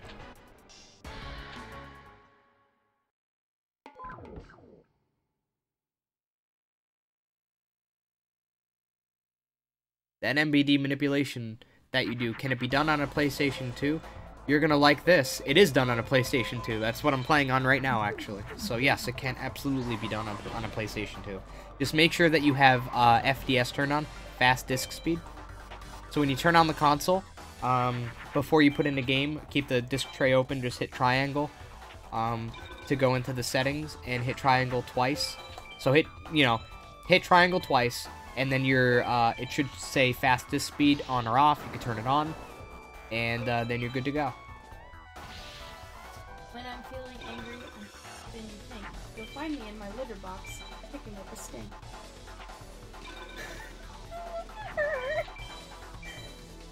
He's perfect. Hello, Lewis. What's up? Have you done speedruns on other Yu-Gi-Oh games? Not really. No. This is the only one I really speedrun. I did some stuff on Falsebound Kingdom for the GameCube. That's about it. That was a really good Pegasus duel. Look at that. We have a rainbow split, ladies and gentlemen. That means that I did that segment faster than I ever have.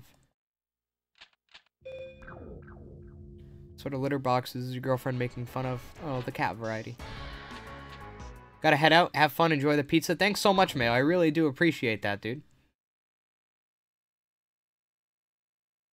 I promise I will strive to create good content for you guys. With all this support, I have no choice, honestly. Owl, it's a Twitter account named Curious Zelda, and just use cat. You probably can't see. Lovely.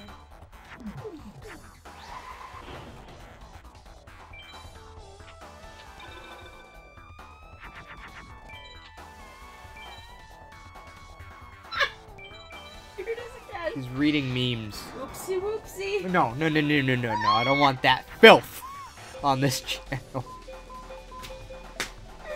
That absolute filth. Bad meme.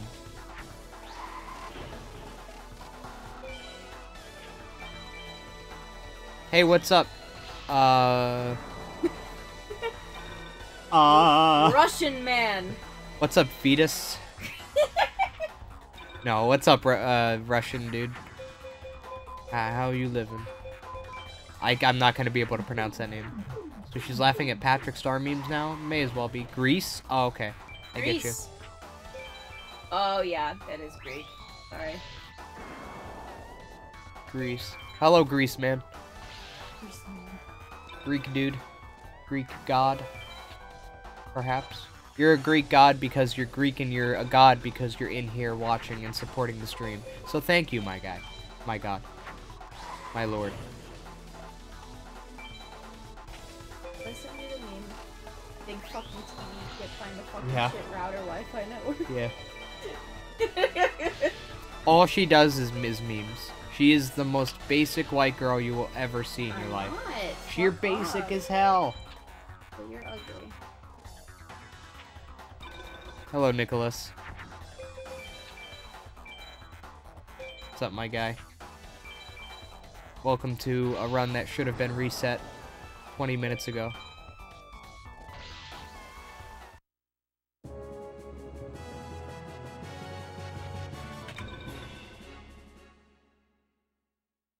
I don't know why I'm still playing, honestly.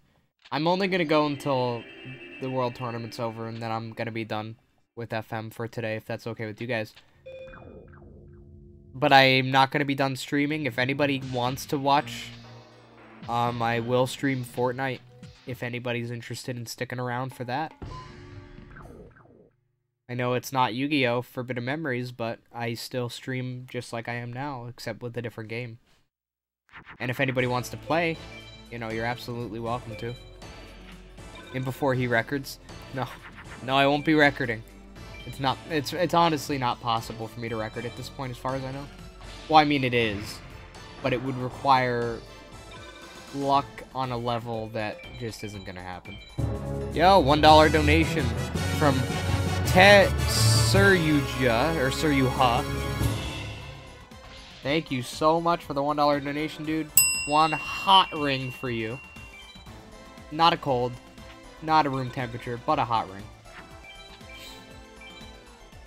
I mean, the last time he did the world record, he was like, there's no way. So, I mean, you're right, but there's really no way. Do you know why there's no way? Because I'm not continuing the run as of right now. I mean, I'm more than 5 minutes behind. There's no way it's gonna happen, guys. Whoa. Chocolate peanut butter milk. Yum. I guess you keep on going to keep on chatting, pretty much. But if anybody wants to continue watching, just sit right where you are, and we're gonna go over to Fortnite. Everybody leaves. Everybody leaves. I know everybody's gonna leave, but I love you guys anyway.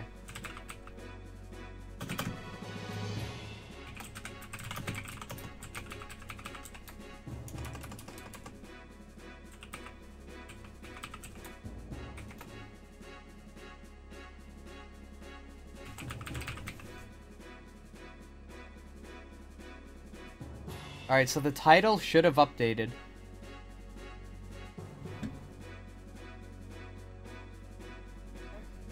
No, it should have done it. It said all changes saved.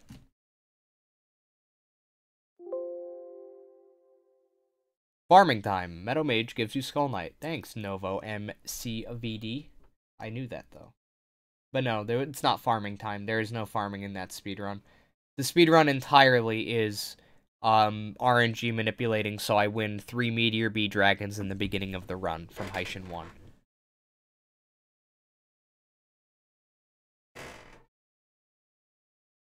So stick around for the Fortnite fun, coming soon to a GFC near you.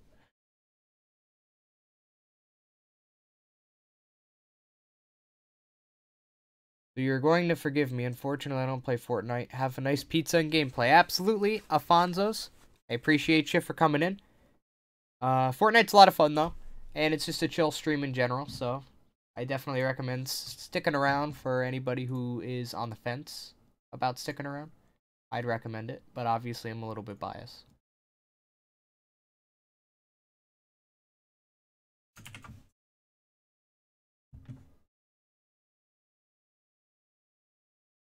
Find YouTube much better than Twitch? That's crazy. No, I'm not off. I'm still gonna be here. I'm just gonna be playing a different game. Have you played Duelist of the Roses? Yes, I have.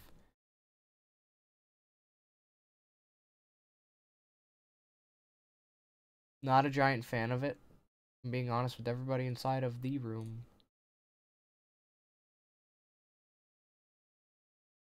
Alright, so now I'm gonna go over to my Fortnite thing. I just want to do one thing really quick.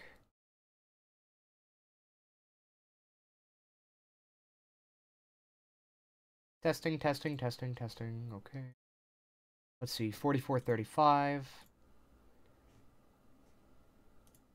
You boys like Gremblo. Because if you do, you are in for a treat. Gremblo. Ooh, I have to stop this stream for a second just so I can change a setting. Give me 1 second, guys. I have to change the resolution. Stay right where you are. I will be back in less than 10 seconds. Start counting. And we're back.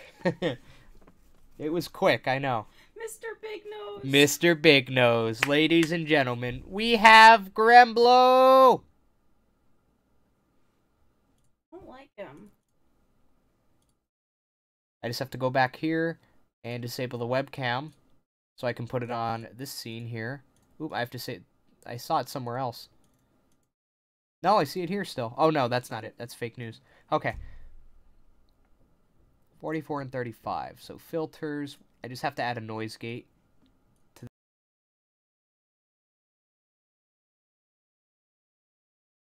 It makes it so... it makes it so background noise doesn't come through. It's something that I just realized that I could be using like a couple days ago. GFC is throwing the stream now. No, I'm still here. I promise. Friend request from Mustard Tiger. If anybody wants to add me, I am GFC underscore on here. So go ahead and add me if you want to play. Oh, I'm Twitch space GFC underscore if anybody wants.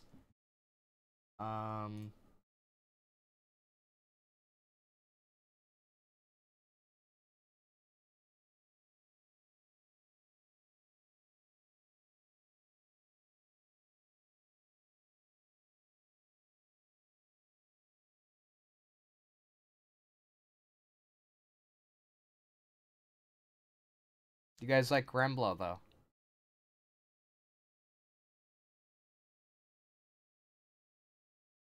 If I were to play Fortnite one day, maybe I'll join one day. Absolutely. Anybody in the chat who wants to join, let me know.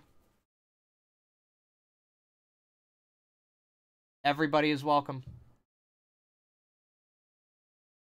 I love playing with viewers. I really, really do.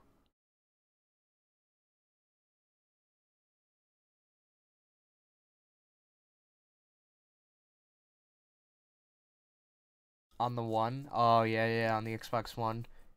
Well, actually, Steven, Fortnite is going to be implementing a new feature soon where they allow cross-platforms to play together. So if you play on Xbox, I can play with you, even though I'm on PC.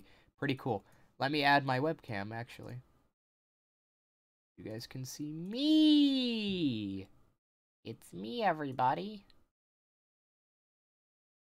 Let me just shove myself that way a little bit.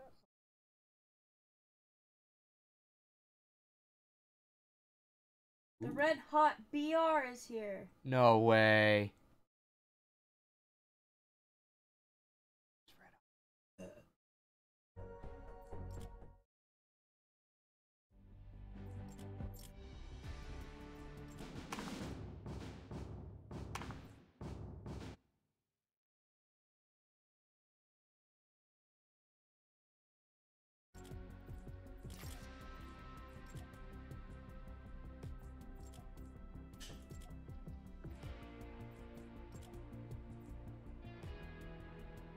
Okay. That should have helped. I'm gonna have to change the stream really quick.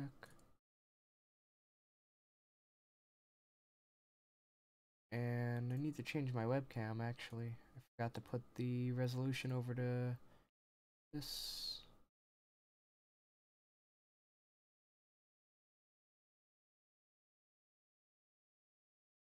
There we go, boys.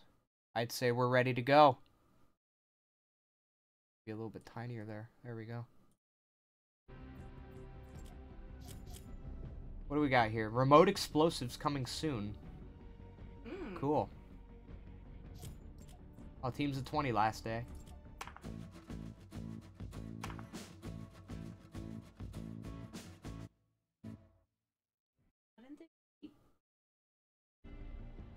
Good question. Teams of 20 was lots of fun.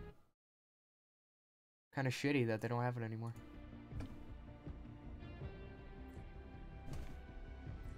Alright, so let's start off with some solos, shall we?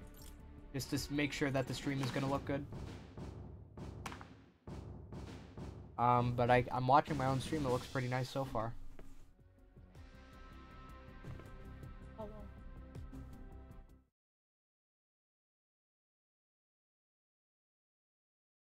The only reason Owl is still here is because he wants to see me throw in something else. God damn him. Visually, it looks really good. I'm happy to hear.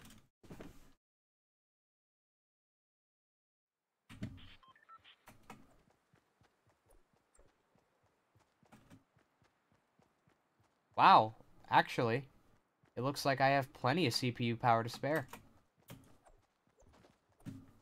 I think, wow, I'm not using that much CPU at all. And look, I'm looking all around, and there's people around, and I'm swinging. And I still have plenty of CPU. Awesome. I would recommend watching on the highest quality that I have, by the way. Oh, am I at 60 FPS? Like, let me watch it as best I can. This might make the stream lag for a second, but I just want to see how it looks.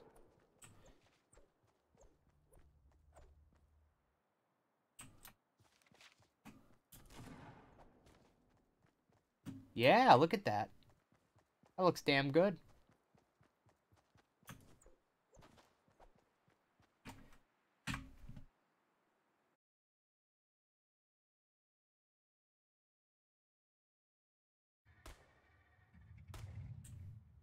So is the money plan of YouTube streamer working as planned? Well, this is the first time I've ever streamed on YouTube Red Hot, but I've had more viewers than I get on Twitch, and I've had $30 of donations on my very first YouTube stream. So I have to say, so far, I'm liking streaming on YouTube. Plus, the latency is less. There's much less latency on YouTube. There's only 3 seconds. Less than 3 seconds, actually. So...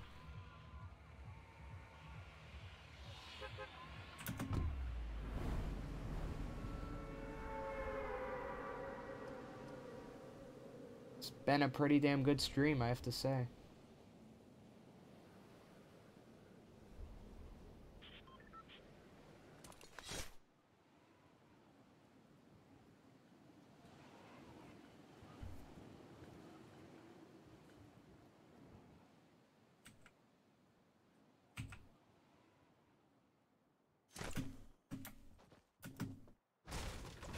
Really? There's usually a fucking box in there. Oh! Oh! Oh, gold scar! Oh, gold scar! Oh, gold scar! Oh, shit!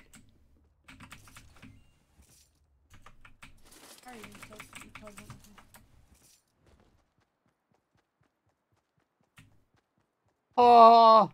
Don't shoot! No, I don't want them to see it.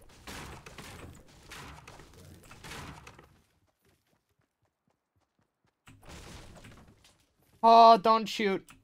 Oh, don't shoot.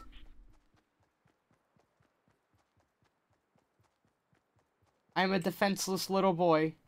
Except I have this. No, don't shoot.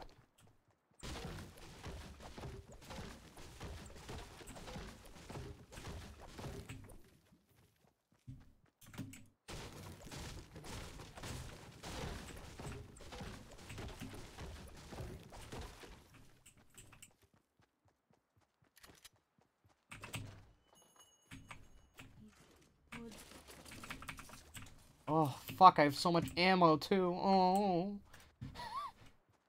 Oh, fuck with me. Are the full streams monetized just like single YouTube videos? That's something I'm not sure of, Red Hot. I'm not sure how monetization works on streams on YouTube. That's part of the reason why I'm doing this right now. Because I'm gonna be able to see what happens with this video and the monetization. So, for anybody who doesn't know, I'm very bad at this game. I'm very new to this game, and I'm very bad at it. It's fun. Yeah, I just have a lot of fun with it, really. Usually I can. So as you can see, I don't really wear red and khaki.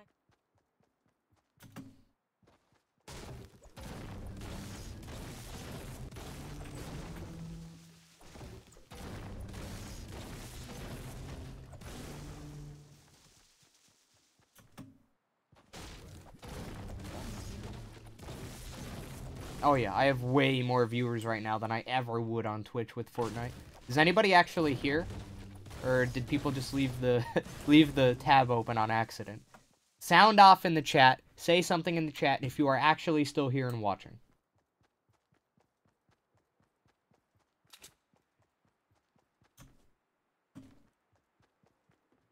What's happening? I love this gun.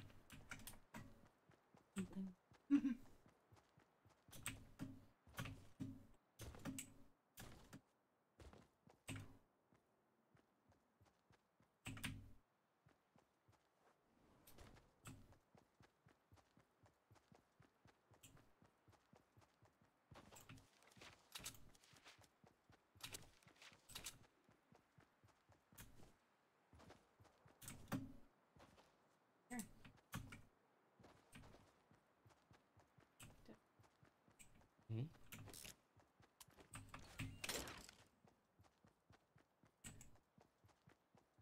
I just wanted something that had a scope on it. And I got what I wanted. Yahoo.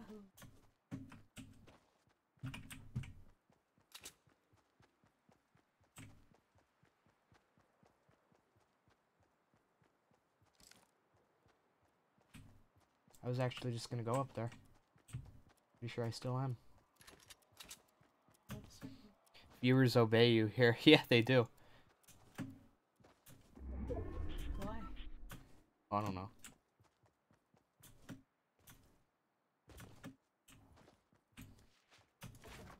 Really? Oh, rip.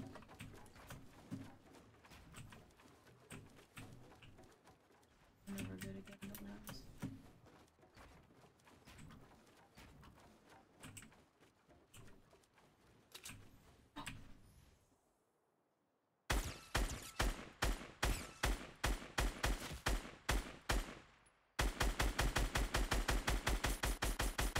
Hello?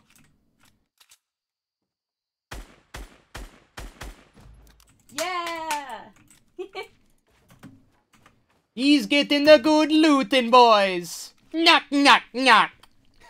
Unless all the I was gonna say, unless all the shit fell, but... How the fuck? Oh Fuck. no! It's okay. We're okay. I'm okay at this game sometimes. I got scared.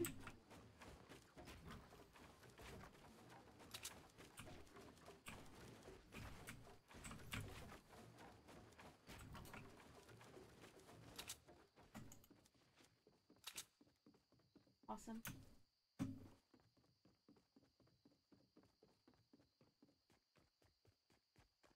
What do you got? Is that a minigun? Yeah. Go ahead and say that that's worth my time. And everything else he has is not. Don't fucking fall. Somebody's shooting. Not at me.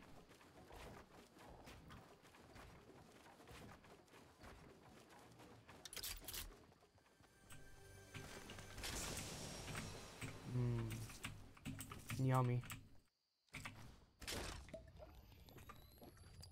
I see him.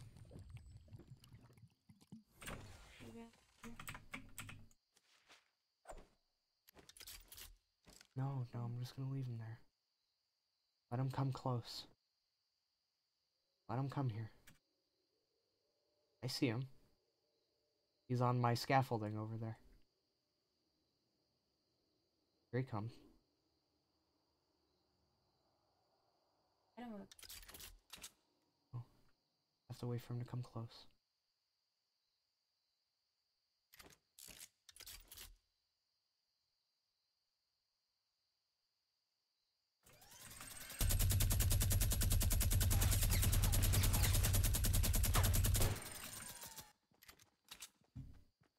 How did he not die?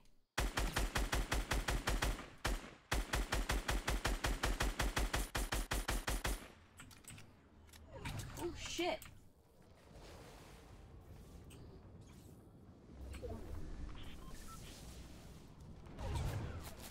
Oh shit. Yeah, he's over there. There's He's over two there. people.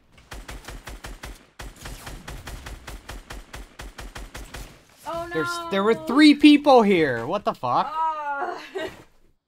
This is why I don't play singles, because it's just a bunch of fucking knobs. Knobs. That's what they are. They're all knobbers. Look at that. They fucking ganged up on me. There are 3 people shooting at me. They wanted your good shit, man. There are 3 fucking people shooting at me. Like, what am I supposed to do when there's 3 people shooting at me? I don't know how that guy didn't die when I fucking dropped him. That's bullshit. We were so high up. How didn't he die? Makes no sense. You guys saw how high up he was. How did he not die from that fall? Bullshit, dude. Bullshit.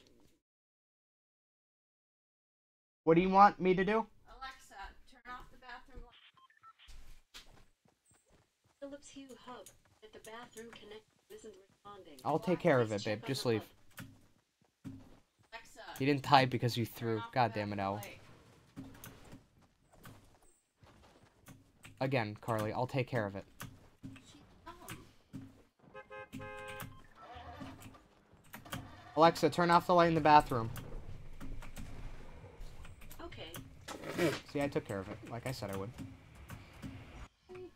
Some things just need to be done by a man. You're fucking ugly and gay and stupid.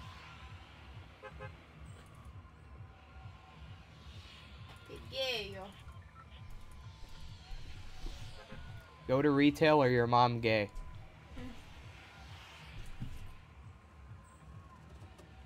Or mom. No, your mom gay. No, you. Fucking fucker. Shithead. Fart on your pillow so you get pink eye. Get the hell out of my house.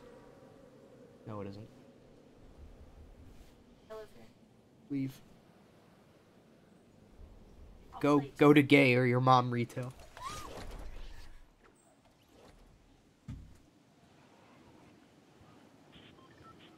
Bye, bitch. Bye. Love you. Love you too. Bye.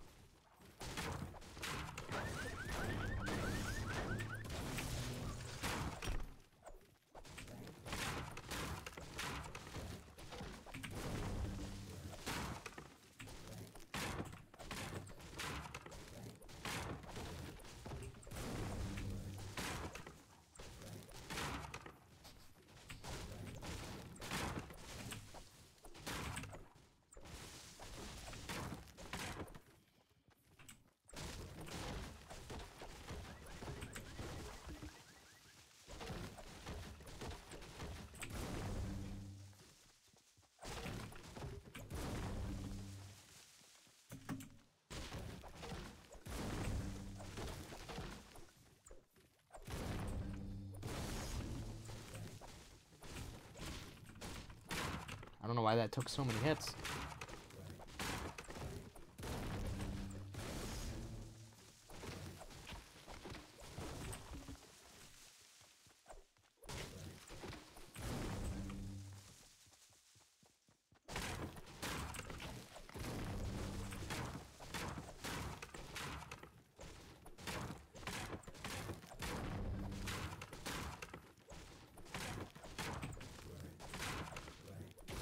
Dude, fucking fence farming for wood is so good. Look at how much wood I got from doing this on the fucking fences.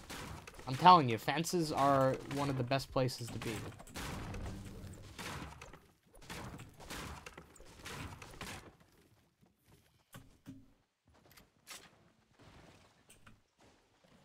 If anybody has any rockets, could they drop them for me? Because I have a grenade launcher. Anybody have any rockets?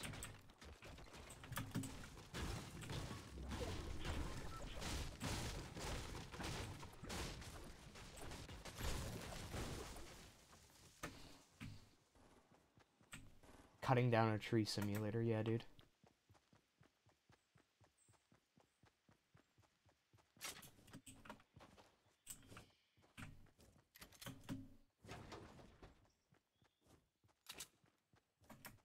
Damn, this house was, taken advantage of, if you feel me.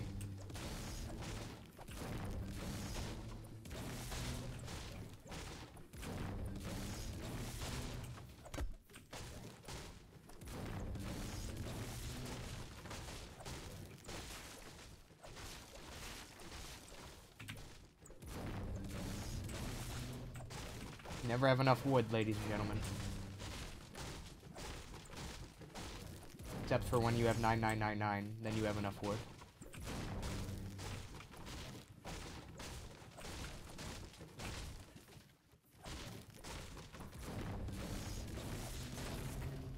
Only 10 for getting those? That's pretty crazy. You would think you'd get more. You get way more for trees than you do for other shit. But for these, you get plenty of wood for these.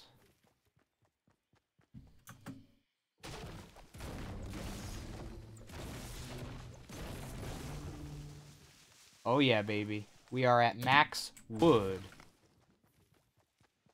Okay. So where is our team? Our team is mostly, I don't know, around this area, I guess.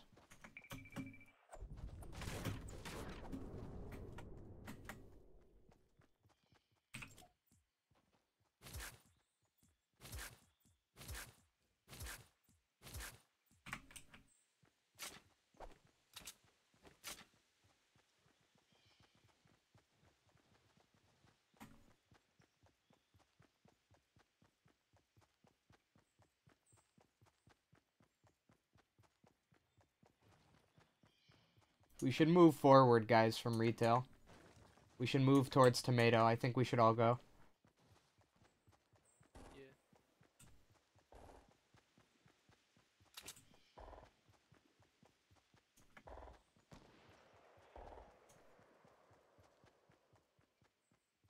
Doesn't look like anybody else is coming, so I'm just gonna stay where the most people are. Alright.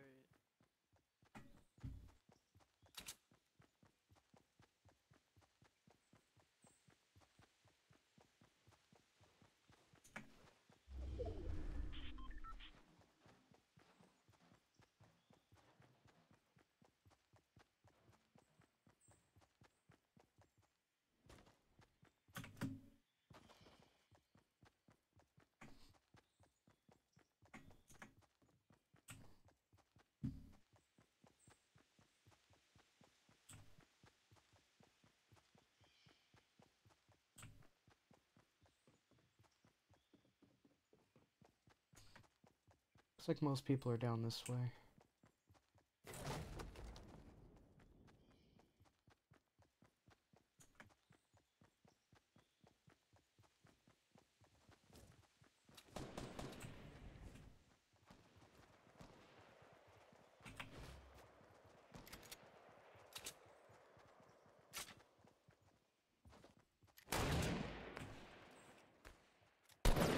Wow, that was a shot and a half right there. You guys see that shot?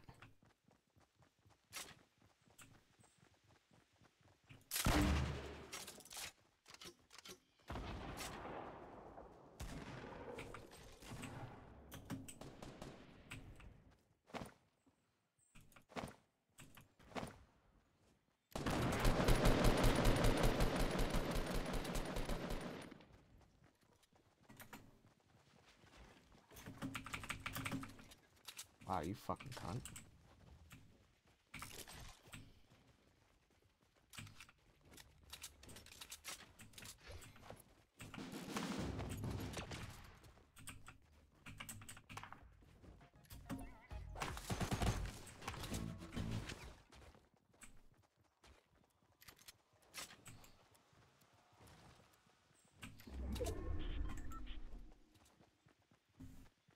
Did you see that shot I had on the one guy? It was like one shot, fucking hit him good. He was like barely there too. He was like barely like in my scopes.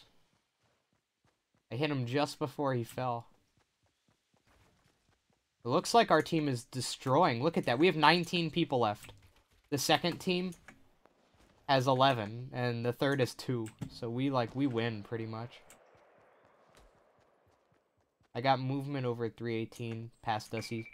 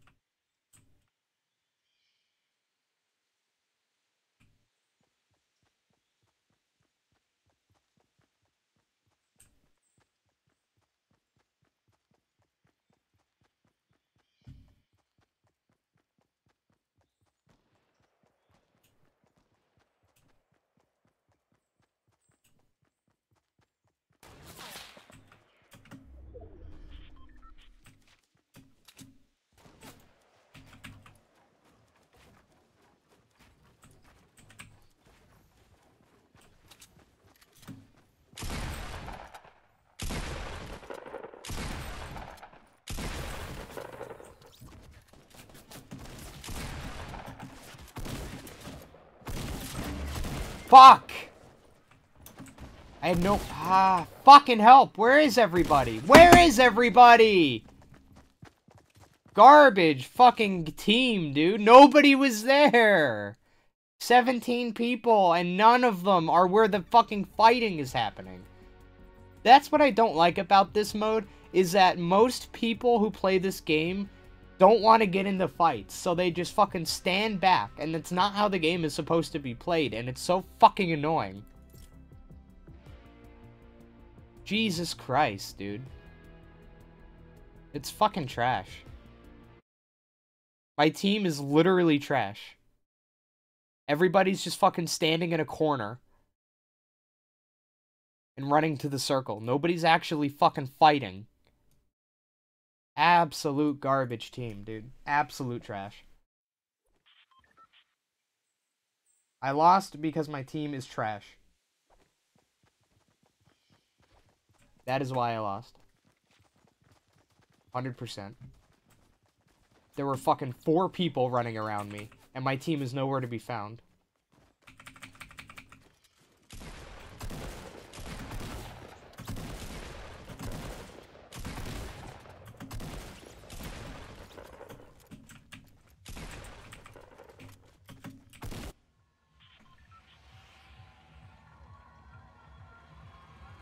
Anybody who says to go to Tilted Towers doesn't know how to play the game.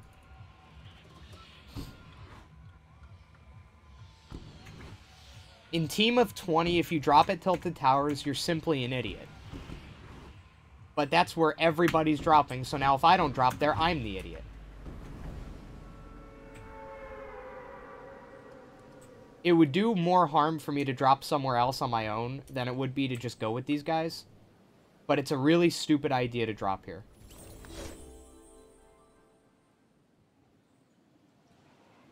And literally fuck these guys for wanting to drop here, because...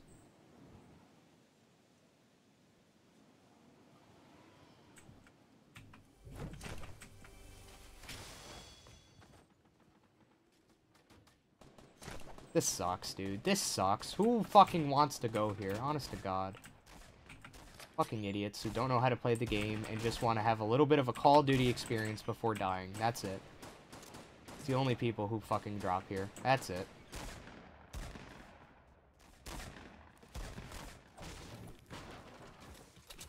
Idiot. Look at that. People are dying. Who would have thought? Half of our team can't get a gun. The other half has a gun and is dying because everybody drops here. You don't, in a battle royale game, you do not want to go where every single person in the game is in the beginning of a game. You don't want to do that. That's generally the bad thing to do.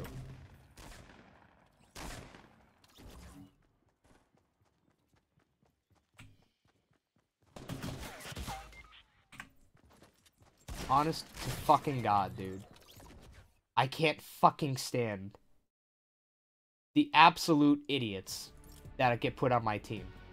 I am adamant, if you go to Tilted Towers in a team of 20 game, if you put your marker there and try to make people go there, you're just an idiot. You're a fucking retard.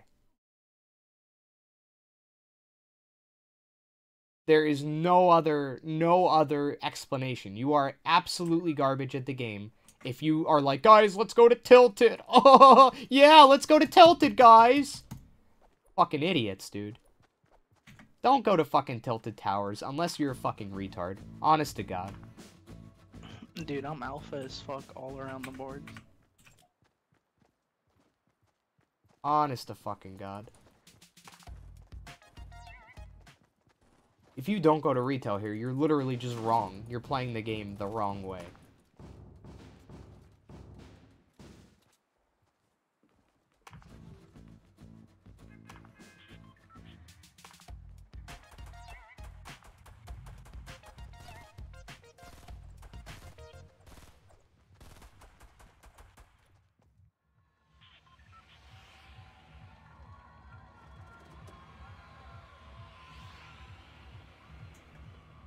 People are so fucking stupid. Honest to God. I'm not dropping with them. I refuse to drop with them. If they want to all fucking die, then that's fine. Tilted. Fucking idiots. Don't know how to play the game. Just watch their favorite streamer, Ninja, play, and he drops it tilted, and I want to be like him. Honestly, it's just people who honestly don't know how to play the game. I'm not saying I'm good at the game. I'm just saying that, like, these people are playing the wrong game. If you're in a team of 20 and you drop the marker at tilted, you're wrong. You're literally just wrong. Our team is gonna lose. I guarantee you, we will lose because most of them dropped over at tilted. And I guarantee you, we would have pretty much would have won, or at least would have come much closer to winning if we all dropped here.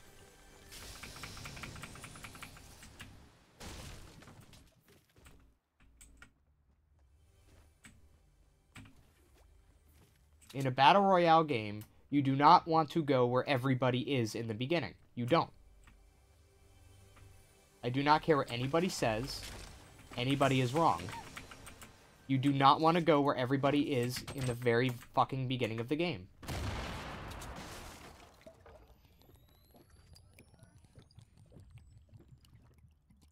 You want to go where there's good loot and little people. Or some people. Not all of them. Some people. You want to go somewhere that's popular enough where you're going to get kills and play the game the right way. But not overtly popular.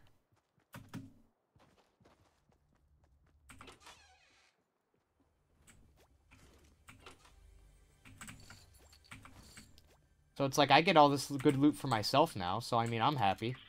But as you can see, my team is dying.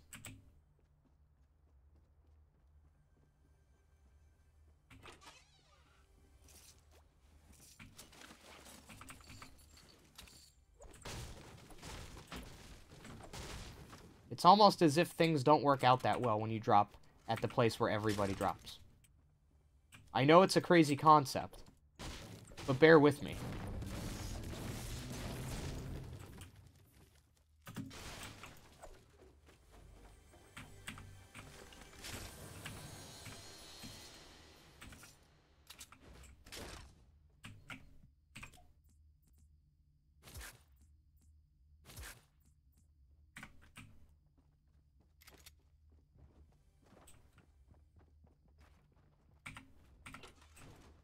Like, there's plenty of stuff for me here now.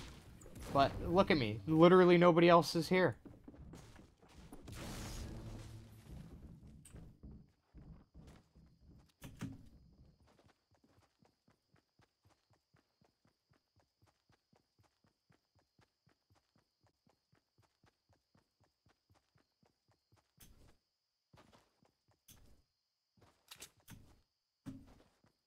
I heard somebody else there. Obviously a bad guy. Hey, come with tilted.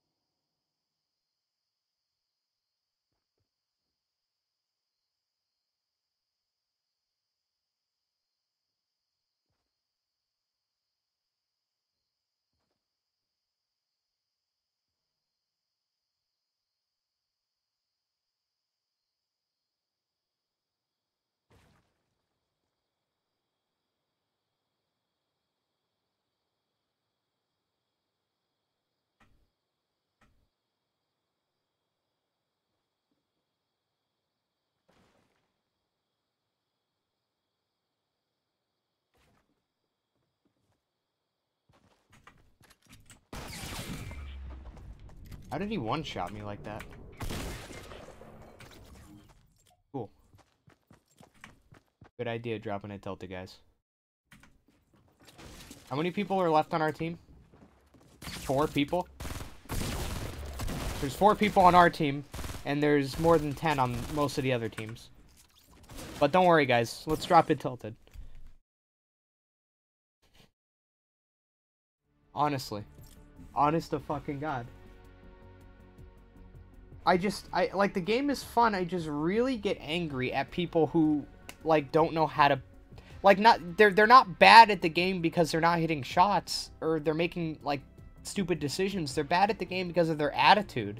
Their attitude is, I'm going to tilted, everybody should be going to tilted, let's all go to tilted, and throw the dice, and see who ends up surviving. Why am I going to tilted? Well, because everybody goes there. It's like this mob mentality of everybody goes there. All my favorite streamers go there, so I'm gonna go there too. But see, you don't go to Tilted unless you're good, right? That's when you go to Tilted. You go to Tilted Towers when you're good at the game, and you can back up the decision to go to Tilted Towers with good gameplay. But you're not. None of these people are good.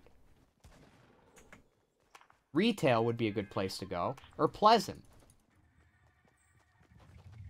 Not Tilted. Literally anything but Tilted.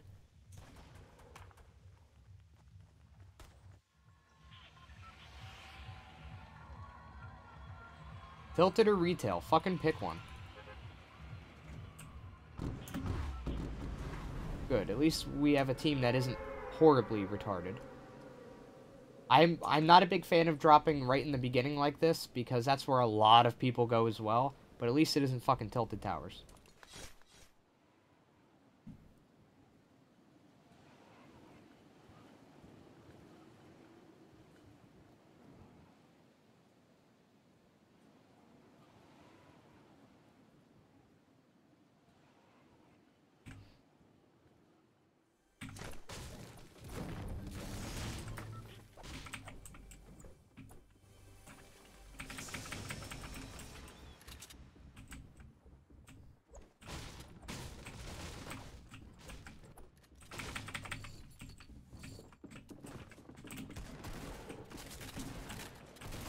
I don't know who's good and who's bad.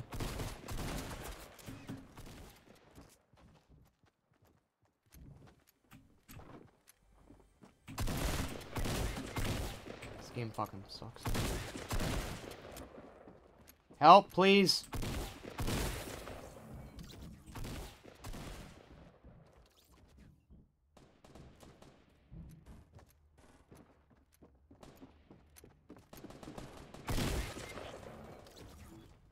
Good idea dropping here, fucking idiots. Let's drop it. 2 places you shouldn't be dropping. It's right at the fucking beginning of the map, like we did there. The only reason I went along with it is because at least it wasn't tilted. But honestly, it's probably worse than tilted at a lot of times. You don't want to drop at the very beginning of the map, and you don't want to drop at tilted towers. If you can avoid those 2 things, congratulations, dude. Congratulations, you've won. If you do one of those 2 things, you are bad at the game. Unless you're really good at the game. You're either really good or really bad if you go to the beginning of the map or to tilted towers. You're either really good at the game, and you have the skill to back up the decision to go there, and you're going to get a fuck ton of kills. Or, you're a really bad player who saw Ninja on Twitch go there, and that's why you're going there, because you want to try to get 2 or 3 kills before somebody better than you kills you. Right? That's what happens.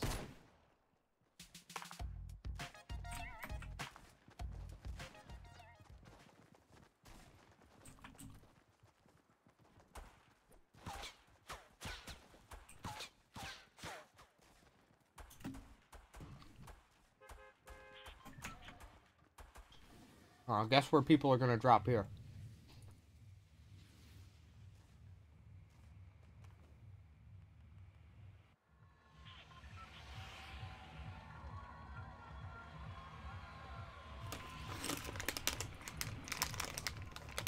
Yes, look, people who are smart.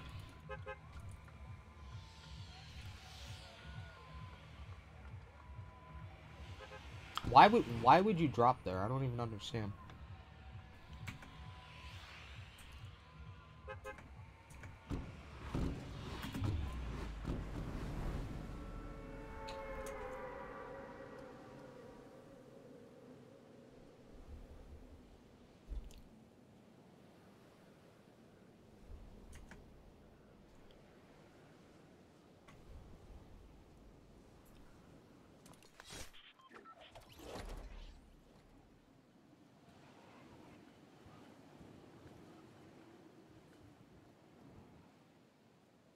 Like I got in here first.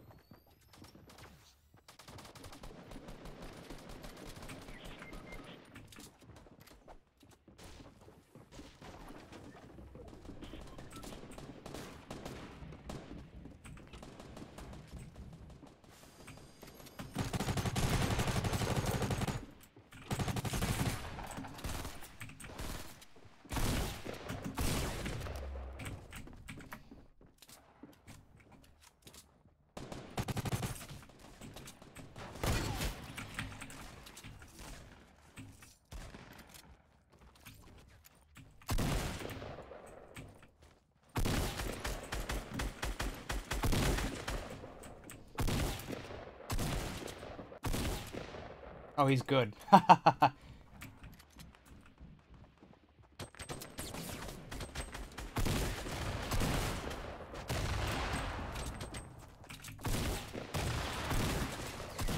Help! Where's my teammate? He's right here. He's right here, and he's killing somebody who's down! Fucking idiot! He's right next to me, and he's fucking shooting at somebody who's already down! Ugh! So bad at the game! Honest to God, dude. This is not team of 20. This is just, there's 20 people who you shouldn't shoot. That's what it is. It is not team of 20. It's 1v80. That's what it is. That's all that it is. It is not team of 20. It is 1v80. Jesus Christ. It's not 1v99 like solo is. It's 1v80. There's just 19 less people who you have to kill. They're not gonna help you in any fucking way. But they will be there. They're just less bodies you have to shoot. Fucking trash.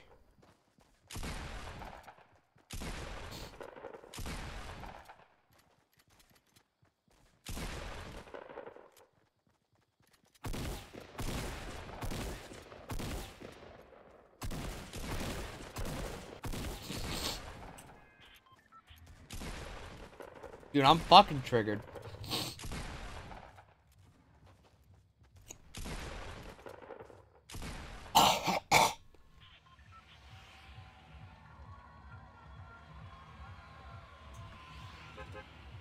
Great.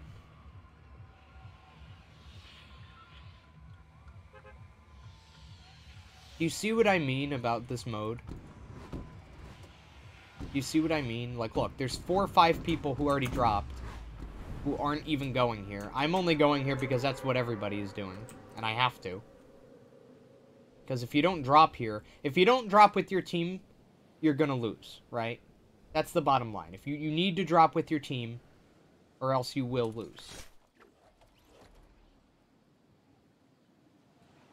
But, I mean, I'm not gonna get anything.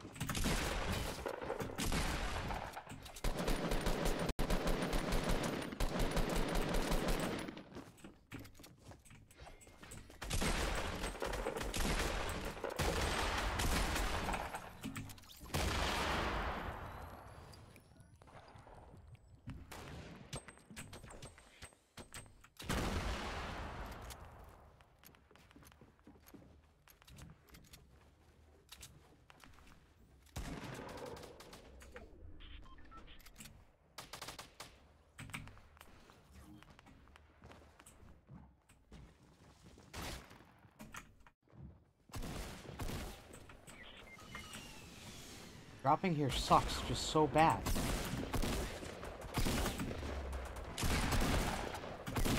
Like, dropping here just sucks. Why do you drop here? I don't even want to fucking stream anymore. Honestly, I don't want to fucking stream. Because I'm just going to keep getting mad. I wish somebody would fucking play with me so I don't have to play this god-awful team of 20 thing. It's so much fun when it works. It's so much fun when it works. But it's so bad when it doesn't. Like, honestly, you need to go... If we're gonna drop it tilted, I'm just gonna leave the game instantly. So I don't even have to waste my time with it. Every game that's good doesn't go here. Every game that's good goes, like, there or something. But this isn't that good because it's right next to where you start. So you want to go to retail. Wait, it's not in squads. It's in 20s. Really? I thought we were doing squads. That's why I like doing skybase. What? No, Dude, I hate when, like, as soon as they knock you, they just hit you because they know they're about to die. I want Rocket Rodeo so bad.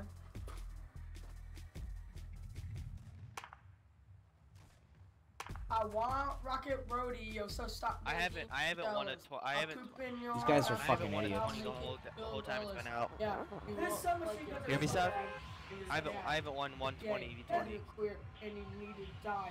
Don't jump out, Seth. Jump out? Alright. No. Come on, guys. Jump, boys. Jump. Don't do it. This is why I don't like playing these modes with random people.